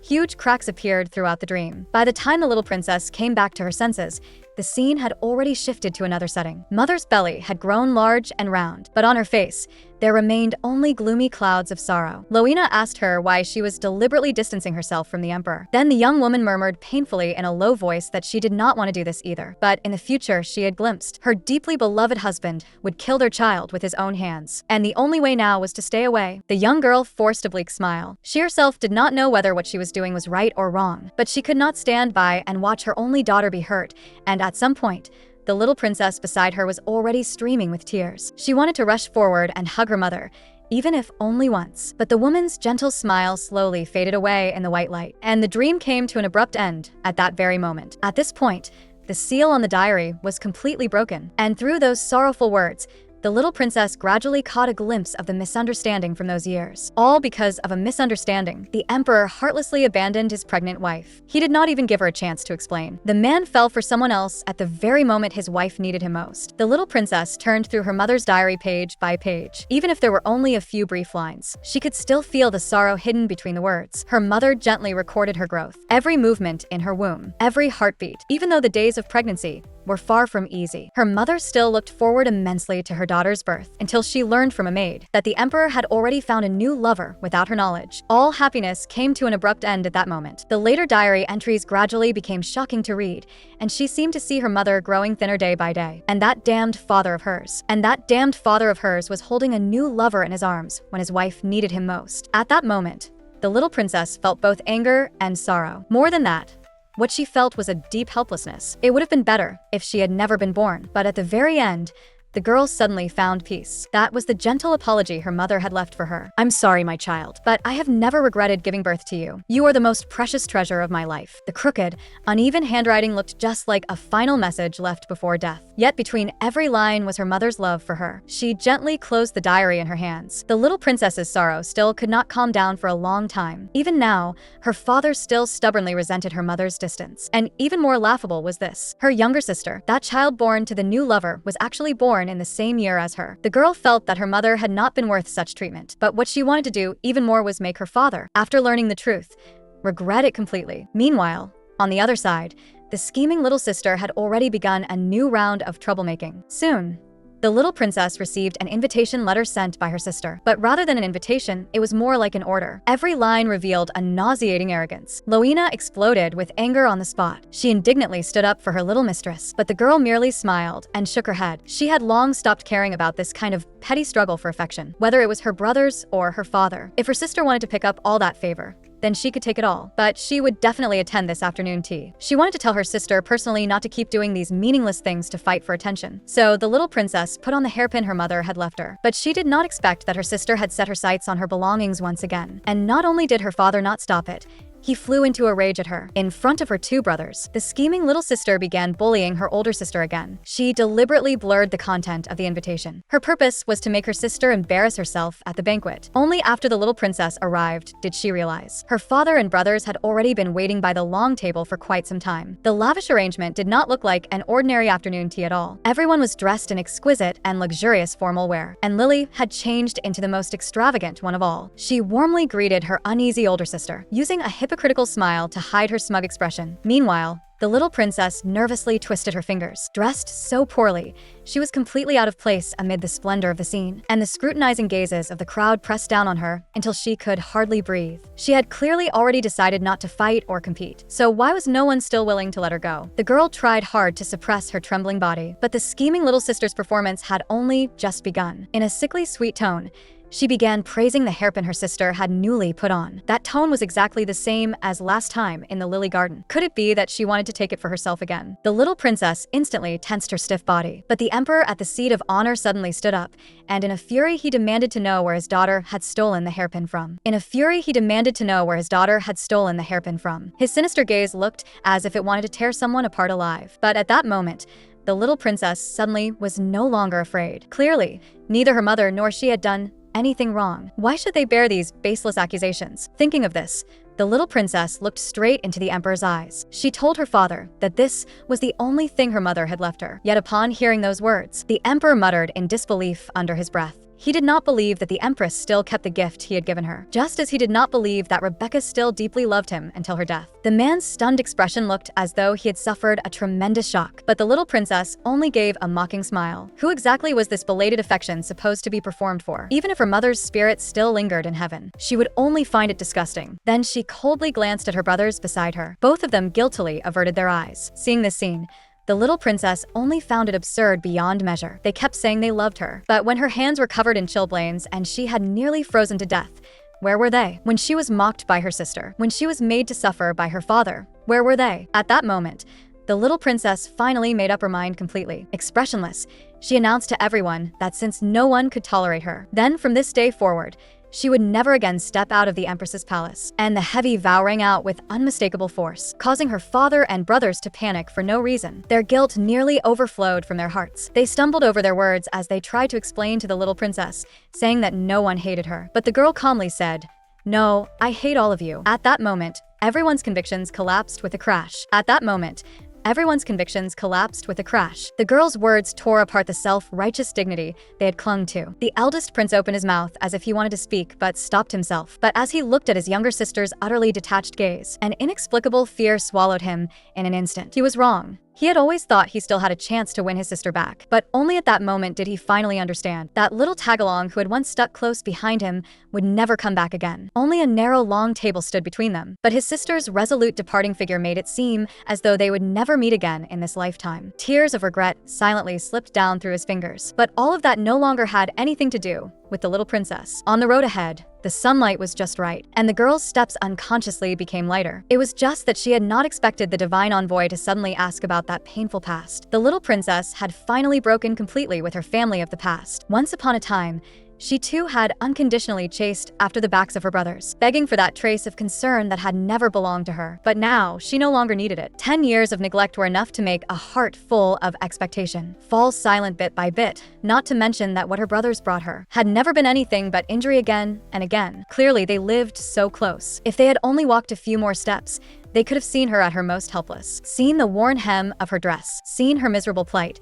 Yet for a full 10 years, they had never stepped into her courtyard. So the little princess waited all alone in the courtyard. She waited until the blooming flowers had all withered away, until the clean tabletop was covered in dust. In that waiting filled with scarcity, she passed through her entire childhood. And now, she would return that despair to them twofold. She wanted them to taste what it felt like not to be favored. The sincerity she had offered had been trampled into the mud. Her earnest confessions had been treated as lies. The little princess had waited a full 10 years. So when her brothers shamelessly asked her how they could earn her forgiveness, she bluntly said that they should wait 10 years first. But what she truly thought in her heart was that the two brothers should live forever in guilt. Thinking of the stunned and regretful expressions on their faces when she left, the girl happily began humming a little tune. But in the eyes of the divine envoy, this scene looked exactly like forced cheerfulness. He softly comforted the little princess, telling her not to be sad. But the girl only shook her head indifferently. She truly no longer cared. Those people were not worth her feelings. And besides, the prophecy that she was a bringer of disaster had long become known to everyone. She had long since grown used to living alone. The little princess lifted her small face in feigned strength. Yet she did not know that this only made people feel even more sorry for her. As if driven by some mysterious impulse, the boy asked the question that had weighed on his heart for a long time. He wanted to know whether the girl hated the gods who had delivered that prophecy, and by extension hated him, a divine envoy. But the little princess hurriedly waved her hands and said that she did not hate them. Hatred was the most useless emotion in the world, and the divine envoy was an especially kind and good person. Hearing that, the boy finally let out a quiet sigh of relief. Yet for no reason, a trace of disappointment rose in his heart. So he was only a kind and good person. But that was fine too.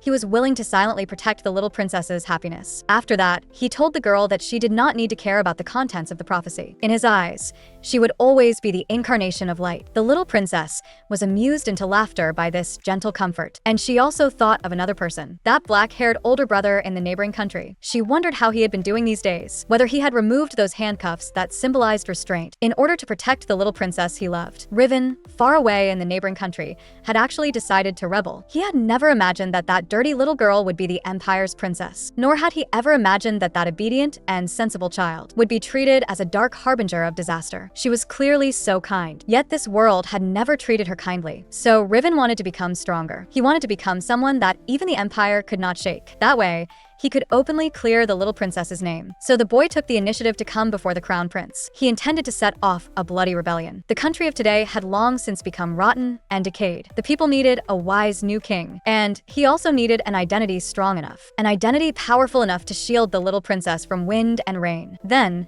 Riven pushed the list of spies in front of the crown prince. He knew that once he took this step, there would be no turning back. But he could not bear to let the little princess continue suffering in the empire. Perhaps after failure, what awaited him would be cruel punishment. But he did not care in the slightest. Last time, it was little Taelodi who gave him salvation in the darkness. Then this time, he would be the one to take her away. Meanwhile, in the royal palace of Pyrisa, the little princess's current situation was not safe. The high priest once again summoned the head maid of the north with the purpose of having little Taelodi quietly eliminated in secret, and a cruel sneer hung on the man's face. If anyone was to blame, it was that willful little princess for refusing to listen to advice. If she had obediently stayed in her place as a bringer of disaster, he might even have mercifully spared her life. But now, her existence had already shaken Lily's status. Then she absolutely could not be left alive. The high priest ordered the head maid to keep a close eye on the movements of the empress's palace and to act immediately once an opportunity appeared. But the woman suddenly spoke in anger. It turned out that in a few more days, the emperor was planning to place the 5th Knights under little Taelodi's name,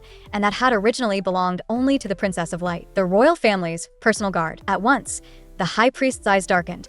And then he coldly said, "Darkness had always been like this, doing everything it could to devour everything around it. So we must protect the noble princess Lily even more." The head maid nodded in agreement as if brainwashed, without knowing that this was actually an even deeper scheme of the high priest. It turned out that from the moment of her birth, the Princess of Light had never been injured, because her blood was a strange green. To make up for what he owed his daughter, the regret-filled emperor came to the little princess's door overnight to apologize. He waited carefully outside the door. His troubled eyes were full of urgency. A neatly arranged procession stood behind him as well. These were the gifts he had specially prepared as compensation for his daughter. When the little princess walked out of the bedchamber, the knights immediately lined up under the emperor's orders to welcome her. The grand scene was completely out of place with the desolate courtyard. The girl quietly watched everyone's performance as if she were watching clowns. On her expressionless face was a coldness unfitting for her age. What should she do now? Should she be moved to tears with gratitude for the gift her father deigned to give her? or calmly accept this cheap apology? Was this the only way for them to soothe their guilt with a clear conscience? Using self-righteous apologies to whitewash those cruel injuries. But the little princess simply did not want to forgive. No one could give her back 10 years of happiness, and no one could make up for her lonely childhood. Those miserable and sorrowful days were all branded deeply into her soul, like a searing mark. What's more, she had no right to forgive in her mother's place. So the little princess coldly refused her father's gift. Her distant attitude viciously pierced the man's heart. At a loss, he asked his daughter, hadn't they agreed before not to hold a grudge? Yet when the emperor saw the hairpin by the little princess's ear, he seemed to suddenly realize something. He murmured Rebecca's name to himself. A barely restrained madness gradually surfaced in his eyes. He even threw the sword in his hand to the ground, heedless of his dignity. The man nearly begged as he held his daughter's shoulders. He wanted to know what else his wife had left behind before her death. Seeing this familiar scene, the little princess only found it incomparably ridiculous. What a deeply devoted, perfect husband. Where was he when mother was giving birth alone? Where was he when she herself was starving and freezing, nearly dying? And now he wanted to put on an act as if he wanted to die. As though mother, who had passed away leaving him behind, were the sinner who had betrayed their love. Then let him repent to his heart's content. Although the little princess did not want the emperor to profane her mother's belongings, she wanted even more to see the man's regret and pain. A misunderstanding that could have been cleared up with just a few more questions. Yet it caused a couple who should have been happy to miss each other for a lifetime. In the end, they simply had not loved each other enough. She had someone bring her mother's diary. Then she solemnly placed it in her father's hands. At last, the emperor found the truth from those years in the diary. It turned out that the empress he had hated for a lifetime had loved him deeply from beginning to end. As that bloody past was uncovered little by little, the man's heart was driven to the utmost agony. The word regret was far from enough to describe his despair at this moment. He even began to think about dying. If he died, would he be able to atone for his past self? Would he then receive his wife's gentle forgiveness? The emperor kept tormenting himself with these thoughts, while being so heartbroken that it felt as if knives were twisting in his chest. He still could not bear to miss a single detail in the diary. Tears of remorse blurred his vision. Like a trapped beast, he let out a defeated and helpless roar. A deathly silence spread through the courtyard, and only after a long time did the man barely manage to raise his hand. After a long while, the man barely managed to lift his hand. He wanted to touch their child, but the little princess quietly avoided him without a trace. At that moment, the emperor laughed at himself. Sure enough, this was all retribution. He looked at the daughter before him in remorse, wanting to find even the slightest comfort from her, like a form of salvation. But the girl coldly told him to take the entire night order away. She did not need compensation in any form, but she would also never forgive. These so-called attempts to make amends only made her feel sick. She also told her father to return the diary as soon as possible. For it to remain in his hands for even one more second was an insult to mother. The little princess's gaze was resolute and cold, and her distant attitude shut out her father's overtures. But the emperor did not give up because of this. Even if his daughter hated him, having lost his wife, he could no longer afford to lose this last remaining treasure. So he announced to the little princess in a commanding tone, if his daughter refused to accept the protection of the night order, then he would let this group of guards be cast out onto the streets. Those threatening words only aroused even deeper disgust in the little princess. But kind-hearted as she was, she ultimately still accepted her father's gift. Time flew by, and soon it was a week later. The little princess's life returned to its former peace. Neither her brother nor her father came to disturb her. The girl greatly enjoyed her life now, but during this time, an unpleasant little incident also occurred. The purple-haired maid discovered the little princess's secret of being able to use magic. For the revival of her family, she prepared to spread this matter. Fortunately, before the plan could be carried out, it was discovered in time by the twin sisters. But this also became a hidden danger by the little princess's side that could explode at any moment. Meanwhile, the divine envoy of the Holy Kingdom was also about to leave. His purpose in coming to the empire had been for the activities of the Holy Festival. Now the ceremony had already ended. He came to say a final goodbye to the little princess. Perhaps the next time they met, it would be several years later. He wanted to take this opportunity to confess his feelings to the girl. The bond ribbon that could only be given away once in a lifetime was unknowingly given by the little princess to the prince of the Holy Kingdom. The young man came happily to the girl's bedchamber, only to discover that almost every guard here had a ribbon. It seemed that the little princess had only treated the ribbon as an ordinary gift. A wave of disappointment rose uncontrollably in the young man's heart. But when he thought that the next meeting would not be until 5 years later, he still gathered his courage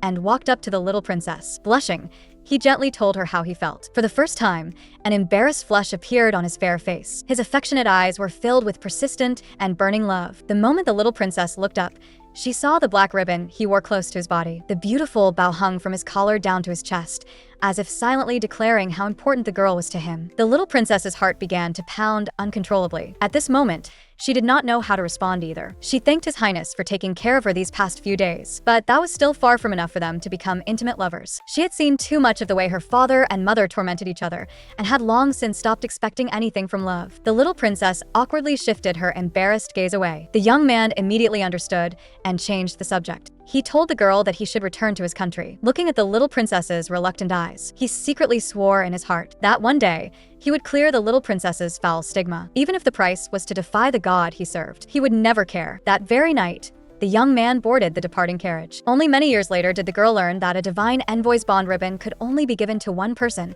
but what was missed in youth was, in the end, still missed. Meanwhile, Riven had already helped the crown prince successfully seize power. They eliminated the foolish emperor and established an entirely new regime in that barren little kingdom. The young man led the army in campaigns everywhere. With every neighboring small kingdom he annexed, he felt that he was one step closer to the little princess. And so, everything gradually got back on track. But danger quietly lurked beneath the illusion of peace. Under the high priest's incitement, the evil reputation of the Dark Calamity star grew worse and worse, and the priests who discovered the truth were all cruelly silenced by him. That day, another uninvited guest arrived at the palace. A woman who looked strikingly like the Empress secretly took off her heavy hood. A flash of panic passed through the high priest's eyes, but he quickly resumed that hypocritical fake smile. The woman had come to find her biological daughter, but the high priest coldly refused her outright. He said that the payment he had given was already more than enough. If she still wanted Lily to maintain her current identity, then she must not appear before her again. Hearing this, the woman lowered her head and gave a bitter smile. Yes, she really had accepted the high priest's money, but that was, after all, the daughter she had carried for 10 months and given birth to. Greed had once blinded her eyes, but even more than that, she had trusted the high priest's deception. The man wrapped all his schemes up as divine revelations and had her take advantage of a vulnerable moment and intrude into someone else's relationship, simply because she had a face similar to the Empress's. That was why she was able to deceive the emperor and spend a night with him. But afterward, the woman who had done wrong became more and more regretful. In the end, she still paid the price for her greed. She had no choice but to move away from the imperial city and live under a false name. Originally, she had already accepted such a life, but a medical examination last month left her utterly shocked. The doctor said she had long since lost the ability to bear children, so her daughter was very likely an inhuman monster. The woman uneasily voiced her suspicion, but in her innocence, she had not yet realized that danger had already arrived. Then she saw the high priest narrow his eyes darkly, threateningly telling her that this was the will of God. A body incapable of bearing children had nevertheless given birth to the Empire's light. What holier miracle could there be? After saying that, the man waved the sharp dagger in his hand. The woman was so frightened on the spot that she did not dare say another word. But paper can never wrap up fire. In the blink of an eye, 5 years had passed, and these 5 years could be said to be little Tylode's happiest and most joyful time. She would no longer feel heartbroken over her partial brothers, nor did she need to lower herself and curry favor with so-called family anymore. The girl devoted a great deal of time to magical research, and soon possessed a terrifying power unmatched by anyone. She also found the family members who were truly worth her devotion. Every day, different bursts of laughter echoed through the Empress's palace, and the smile on the little princess's face gradually became more frequent. However, on the other side, the two brothers, consumed by regret, were not doing well at all. Guilt kept swelling under the catalyst of time. Soon it swallowed their entire lives. The crown prince would often hallucinate the girl's voice, sweetly calling him brother. But when he came back to his senses, the only one left in the room was his solitary self. No one would ever care about his injured body again, and no one would place the only remaining quilt over him anymore. In the end, he had lost the younger sister who had loved him deeply. As for the second prince, his condition was even worse. For a full 5 years, he remained trapped in the apology he had never managed to say. When he closed his eyes, he saw his sister's tearful accusations. When he opened them, he saw the figure of that person leaving without looking back. Exhausted beyond measure, he often held that cloak which was no longer clean. Only now did he finally understand what it felt like to love someone and never attain them. However, his sister had already made an agreement with them not to see each other again for 10 years. Even though the brothers humbly begged in front of the Empress's palace gates, the resolute little princess still chose to keep her doors shut and refused to see them. And during these 5 years, some other things also happened. First, there was the crown prince of the neighboring country. He rebelled and seized the throne. The Grand Duke who helped him ascend the throne was none other than Riven, who had taken in the little princess back then. The gentle boy had become tall and mature under the trials of time, and his rapidly expanding power had already begun to threaten the gradually declining empire. Another matter was the purification ceremony that was about to begin. Ever since the little princess secluded herself in the Empress's palace, the empire had suffered the longest-lasting natural disaster in its history. The dried-up land could not grow a single blade of grass. The raging plague claimed countless lives. Countless refugees were left homeless and displaced. And the high priest blamed all the disasters on the little princess. That despicable man wanted to use the ignorant masses to eliminate the true light. But what he had not expected was that the emperor would therefore launch a sacred purification ceremony. This meant that all members of the royal family had to be present. And Lily, as a creation of dark magic, simply could not withstand the holy light that purified sin. No one could believe it. The dark princess, who had been treated as a harbinger of disaster, had actually received God's blessing. And the light princess, who had been revered as a divine maiden, did not even dare to touch the faintest holy light. For a moment, the venue rang with the people's incredulous cries, and the fake green tea princess was already trembling in fear because just a few days earlier, she had discovered a terrifying secret about herself. Her blood was an eerie green. That was a trait said to belong only to artificially made puppets. In other words, she was not the emperor's daughter at all. Everything she had now was completely fake. Her father's favoritism, her brother's affection, the people's adoration, and the glory of being the light princess. All of this should have belonged to her sister, and she was merely a green-blooded monster created by magic. How could she possibly accept such a despairing truth? She did not want to be despised by everyone like her sister had been. Her brothers and the prince of the holy nation could only belong to her alone. At that moment, the seed of jealousy completely took root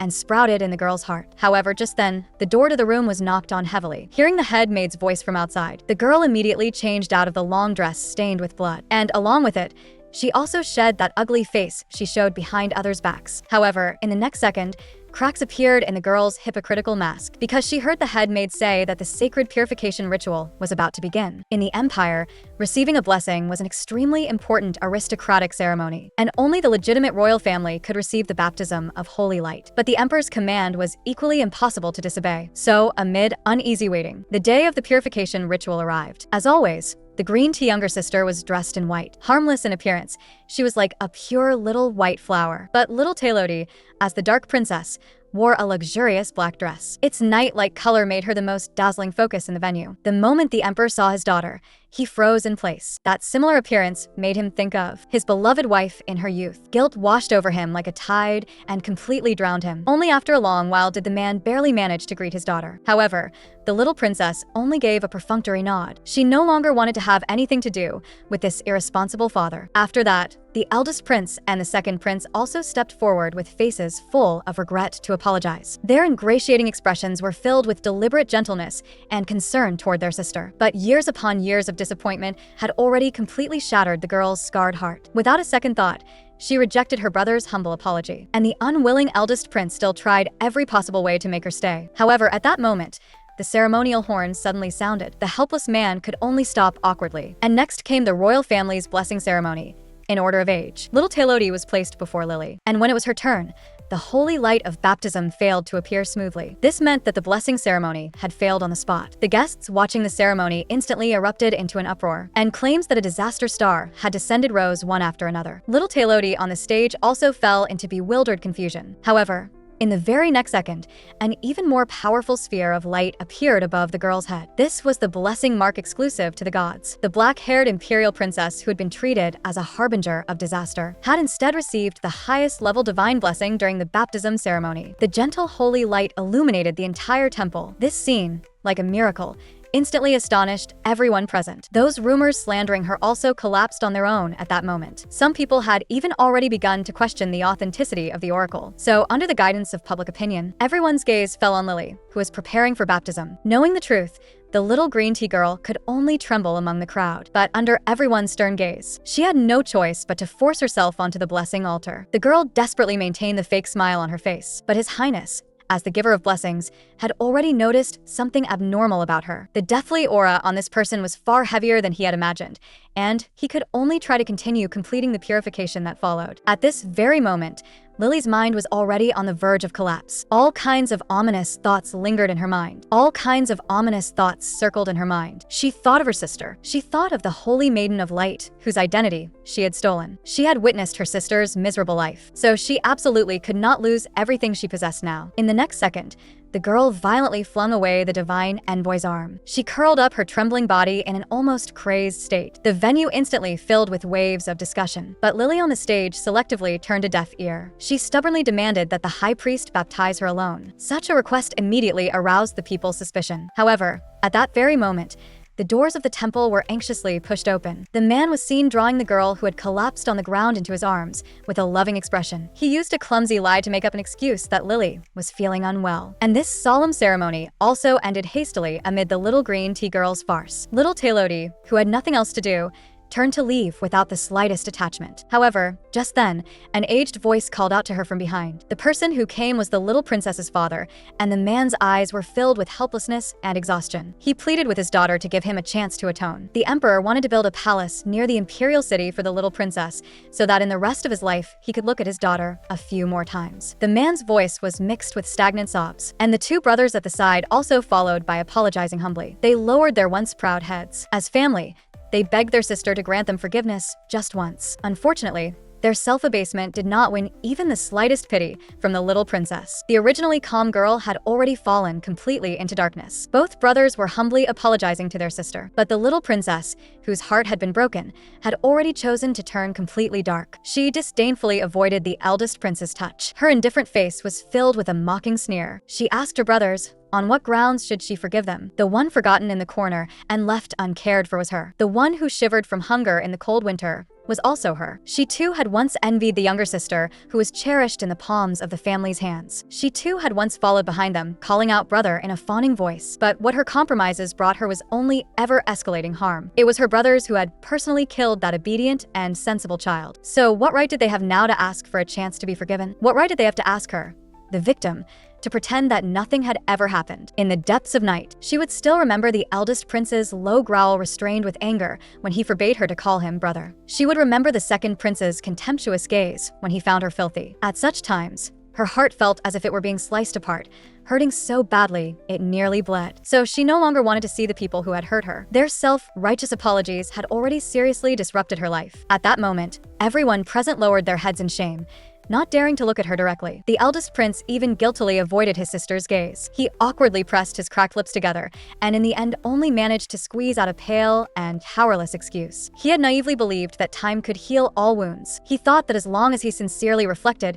he could treat everything as though it had never happened. He had even hoped that his sister could understand their former coldness and neglect as merely the family's poor way of expressing themselves. But now it seemed that his former self had been far too arrogant. He had only wanted, after obtaining forgiveness, to no longer be tormented by his conscience. But what did his sister truly need? For a moment, the hall fell into a strange silence. Just then, a servant hurried over to report that a delegation of envoys from the neighboring country had suddenly arrived, interrupting everyone's thoughts. With no other choice, the princes could only go receive the guests first. The eldest prince looked apologetically at his sister, whose expression was cold, and the exhausted little princess only wanted to leave this hall as soon as possible. She did not want to waste any more time on this selfish family. However, in the next second, a familiar male voice caught her attention. It was Riven. There was no way she could have mistaken it. During that hardest stretch of time, it was that boy who had given her the courage to change her fate. She had thought that in this lifetime, they would never have another chance to meet again. But she had not expected that they would reunite again at such an awkward moment. The little princess looked toward that tall young man with full expectation. 5 years of separation were enough to make those former memories become engraved deep into one's heart. But the distant Riven only nodded politely. Then he walked past the girl whose heart was brimming with joy. That cold reaction instantly made the shocked little Taylody feel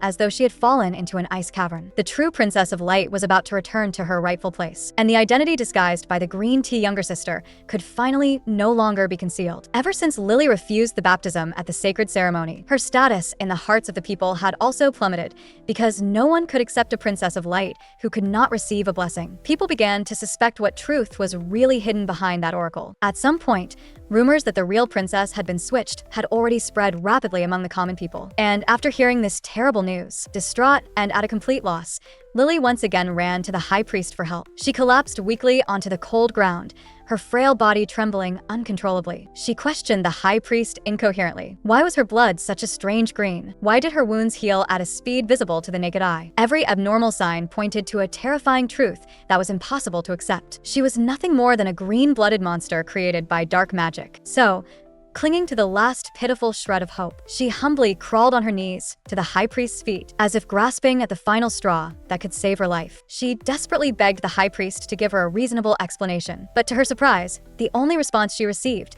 was the man's long silence. The next second, the grim-faced high priest kicked Lily over. He mercilessly tore apart the girl's humble sense of identity. Then he burst into mad laughter, now that the secret had been completely exposed. This hypocritical man had finally lost all interest in continuing the act. With a cold and sinister expression, he threatened the girl, and Lily's heart had already fallen completely into madness and collapse. She, who had always been adored like the center of attention, simply could not accept falling from the pedestal, so she stubbornly placed all the blame on little Taylody. As long as the true princess of light disappeared forever, no one would ever be able to threaten her current position again. At that thought, Lily completely shed her former timid appearance. Struggling, she curled her lips into a cruel sneer. Meanwhile, the little princess was hiding alone in her room, drowning in sorrow. She was still holding a black ribbon in her hand. It was a gift she had embroidered for the boy with her own hands 5 years ago. But now it seemed there was no longer any reason to keep it. She was merely an insignificant passerby in his life. She had not even managed to leave behind a single trace worth remembering. The more the little princess thought about it,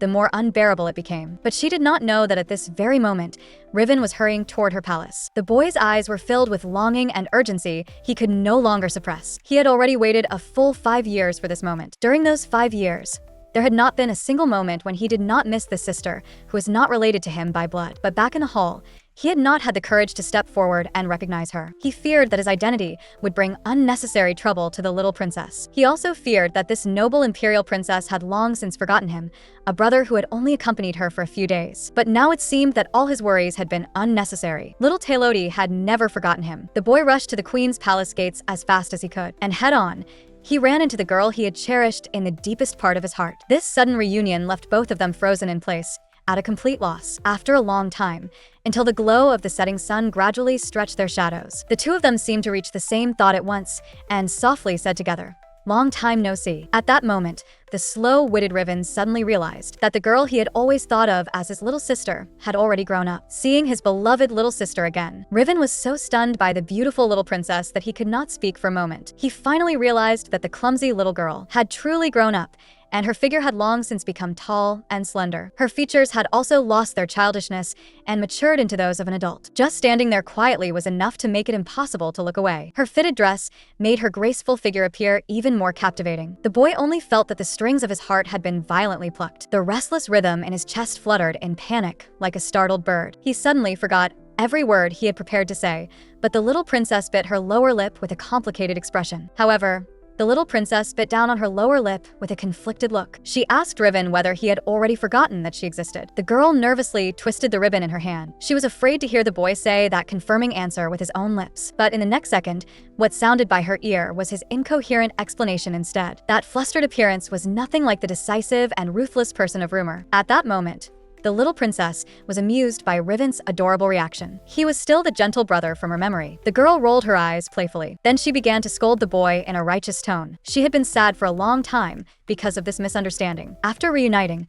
the two of them seemed to have endless secrets to share. They shared with each other the years they had not spent together during those 5 years. Little Taylody spoke of the happy days in the queen's palace, but Riven's eyes were filled only with heartache. He knew what kind of slander the little princess had borne all these years. He also knew just how difficult her life in the imperial palace had been. This time, he had come intending to take the girl away directly. It was just that he still had not found the right moment to say it. Before they knew it, the sky had already grown dark, and only then did the little princess suddenly remember that she still had a gift she had not given. She took out the ribbon she had prepared 5 years ago, with Riven's name clumsily embroidered on it. Just as she was about to speak, a sudden rustling sound came from the bushes. The two of them lifted their heads and saw Lily with a gloomy face. Only then did little Taylody realize that they had already walked into her younger sister's lily garden. And at this moment, Lily still had not recovered from the blow of having her identity exposed. She looked at her sister walking side by side with the handsome Duke of Fulman in jealousy. And the Holy Nation's envoy had also always stayed very close to her sister. The seed of hatred completely took root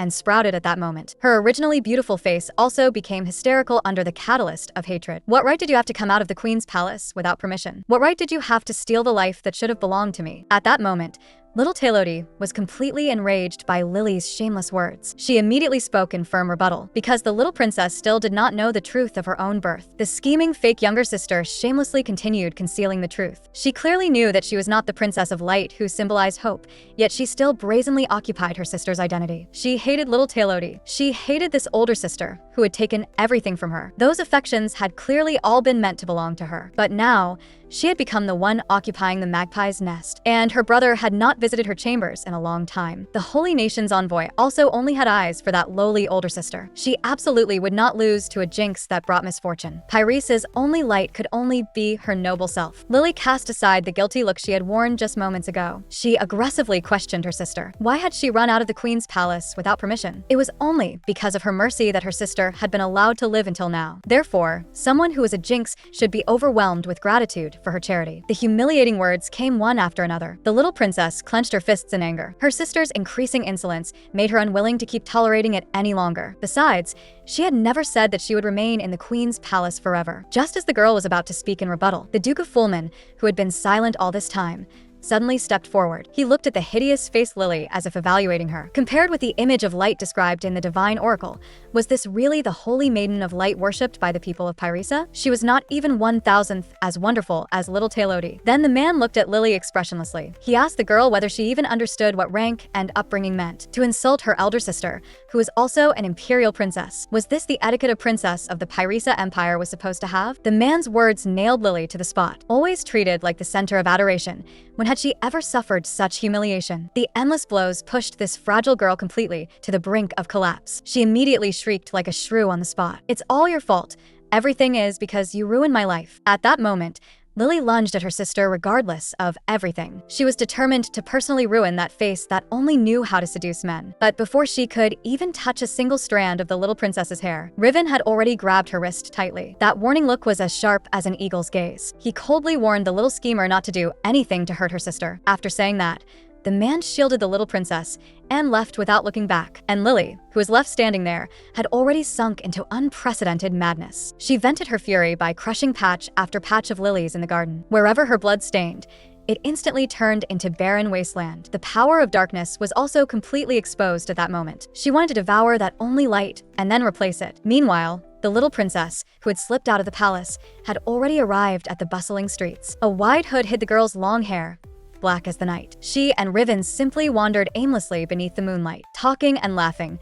The two of them seemed to have returned to childhood. But just then, the appearance of a little boy interrupted their thoughts. The boy fell heavily to the ground. His pitiful appearance truly made one's heart ache. Soft-hearted little Taylody immediately used healing magic, but the hood on her head had slipped off at some point. Now, her black hair could no longer be hidden. The black-haired imperial princess, regarded as a symbol of ill omen, had actually used the rare healing magic of the world. The little boy who had been healed stood there in a daze. Yet as soon as he looked up, he noticed the black hair hanging beside the little princess's ear. At that moment, the boy finally realized it. This was the dark princess spoken of in the rumors, the one said to bring misfortune. He had heard those horrifying rumors more than once. Some had even said that anyone who came into contact with the imperial princess would die a tragic death. The boy had always firmly believed those rumors, but now it seemed that the older sister before him was nothing like what others had said. Instead, a sacred power radiated from all around her, and that powerful healing magic made people feel warm. The boy silently stood up and was surprised to find that all the pain in his body had disappeared. But the little princess noticed the black hair that had slipped down over her shoulder. She hurriedly pulled over her hood and covered it again. But by her ear rang the boy's heartfelt admiration. He praised the little princess's hair,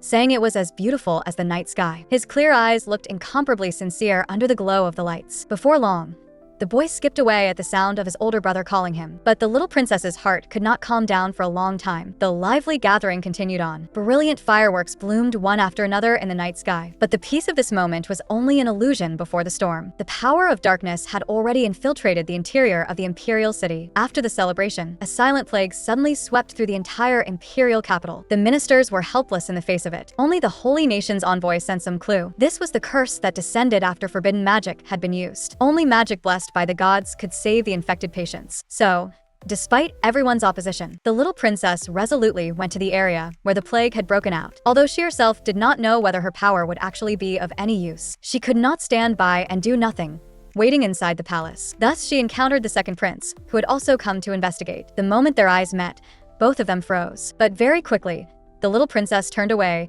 and left as if she had not seen him. She treated it as nothing more than an accidental encounter. She did not want to hear those same old apologies anymore. And as he watched his younger sister's retreating figure, a sudden pain pierced the second prince's chest. He wanted to rush forward, to tell his sister that it was dangerous here. But when he saw that avoiding gaze, the hand he had stretched out dropped powerlessly again. What right did he even have to call her his sister? He had long since missed all those chances when he should have cared for her. Now, someone else was already by his sister's side as well. The only self-awareness he should have was to stop disturbing her. Thinking of this, the second prince turned away in loneliness. And the most urgent matter now was to solve the plague so that his sister would no longer remain in danger. At the same time, a childish male voice. Meanwhile, a childish boy's voice drew the little princess's attention. The girl looked up and saw that it was the little boy who had bumped into her that day. This child's older brother had contracted a severe plague a few days earlier. If he was not saved soon, he might really die. In order to save the infected commoners, the little princess no longer hid her strength. Ignoring everyone's objections, she went to the slum where the plague was raging. She wanted to use the magic her mother had left behind to help those commoners who were on the verge of death. When the epidemic had just begun, the conflicted girl had not failed to consider turning a blind eye. But as the imperial princess of the empire, she had a duty to protect her people. So when the little princess learned that the boy's older brother had been infected, she resolutely followed him to the dangerous slum. The house hidden deep in the alley looked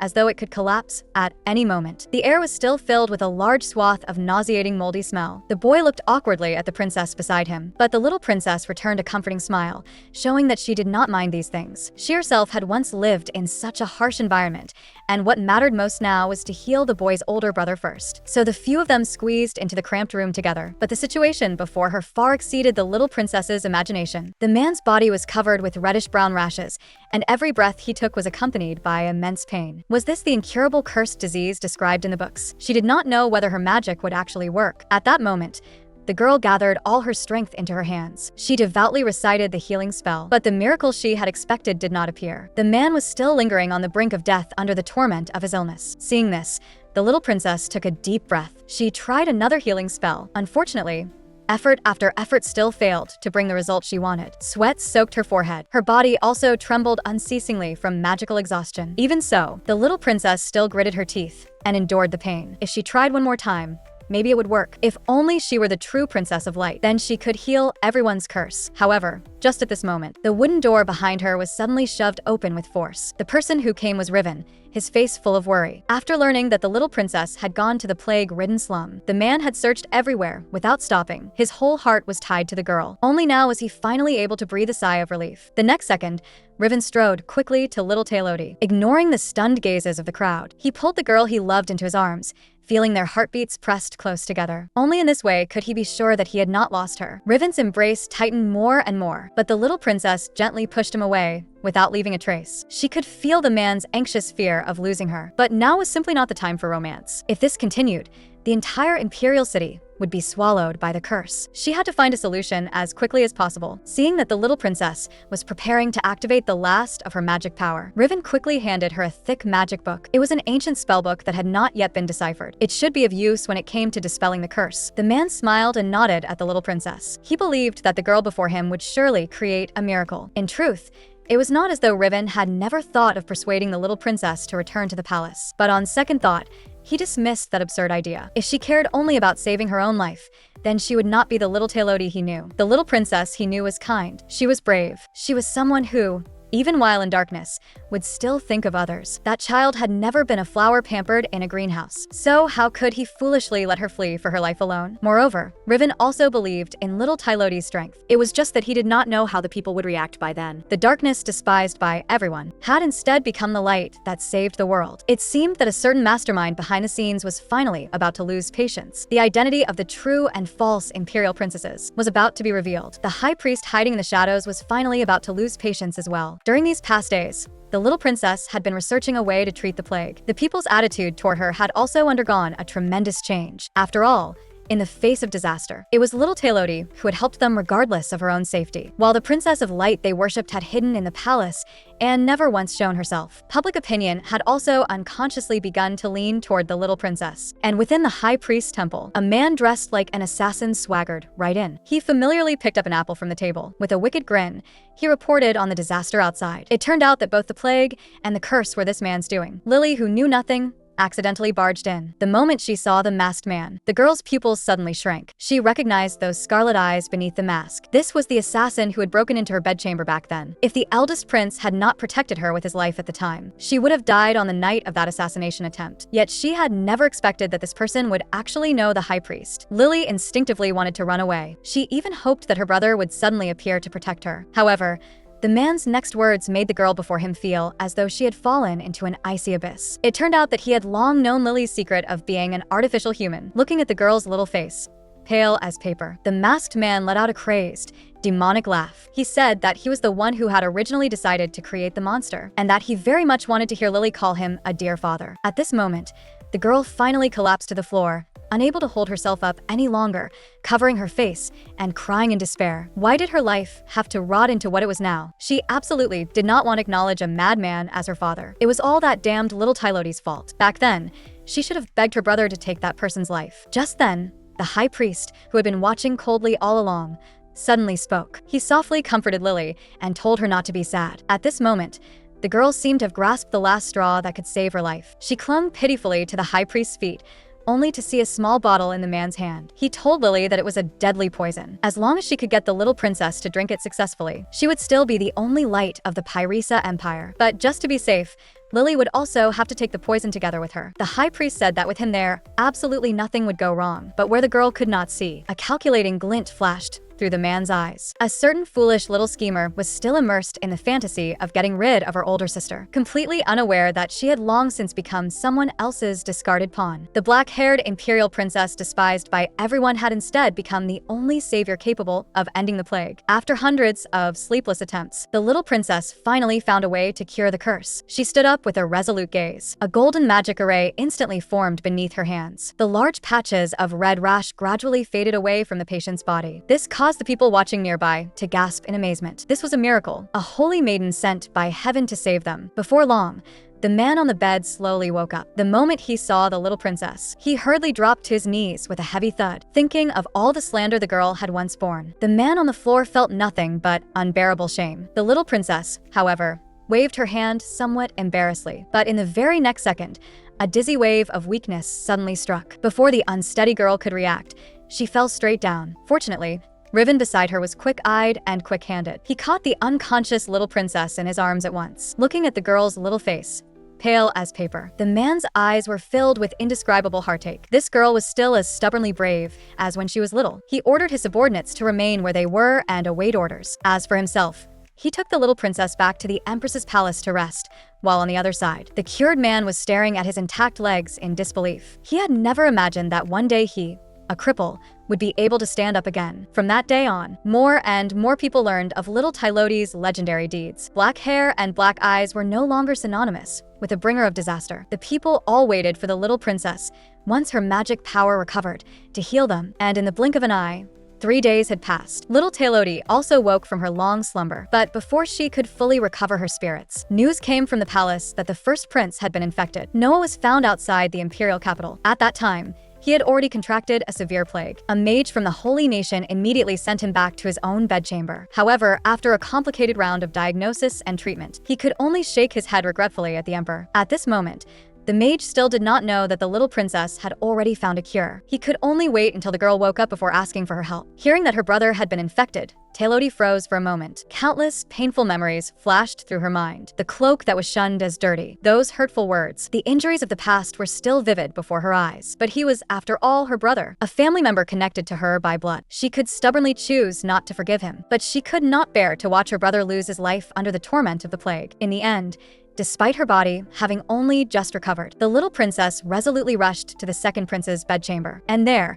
she happened to encounter the eldest prince who had come to visit, the black-haired imperial princess whom everyone treated as a bringer of disaster. Yet after learning that her brother was gravely ill, she rushed over to care for him regardless of her own safety. He wanted to stop little Tylody from taking the risk, yet he feared that his clumsy way with words would make his younger sister angry. But even the powerful divine officer was helpless against Pyrese's curse. He absolutely could not let his only younger sister fall into danger. Just as the two of them were tugging at each other outside the door, a mage from the Holy Nation also hurried over anxiously and grabbed the little princess by the arm. He grabbed the little princess by the arm, his face full of tension as he urged her not to take the risk. This was no longer a curse that ordinary magic could heal. Once infected, the outcome was almost certainly death. But at this moment, little Taylodi could no longer care about everyone's attempts to stop her. She resolutely pushed open the door to the room. And at this very moment, the second prince also heard the commotion outside. He struggled to open his heavy eyes. He lifted his head, only to see an unexpected figure. It was his sister. Had his sister come to see him? But in the next second, the boy revealed a bitter smile. It seemed that he was already having hallucinations before death. How could a bastard like him deserve his sister's forgiveness? At the very least, let him say that belated apology. Yet in the next second, the still repenting second prince widened his eyes in shock. The real touch in his hand moved him to tears. So his sister had really come to see him when he had lost everything and been abandoned by others. It was his sister who was still willing to stay by his side without abandoning him. At this moment, guilt surged like a tide and completely drowned him. Then he heard an incantation he had never heard before ring out by his ear. In the next second, a holy white light enveloped the entire room. He felt a powerful force purifying the curse within his body. At this sight, the people outside the door also hurried in anxiously. Together, they witnessed the little princess cast an ancient magic lost for 1,000 years.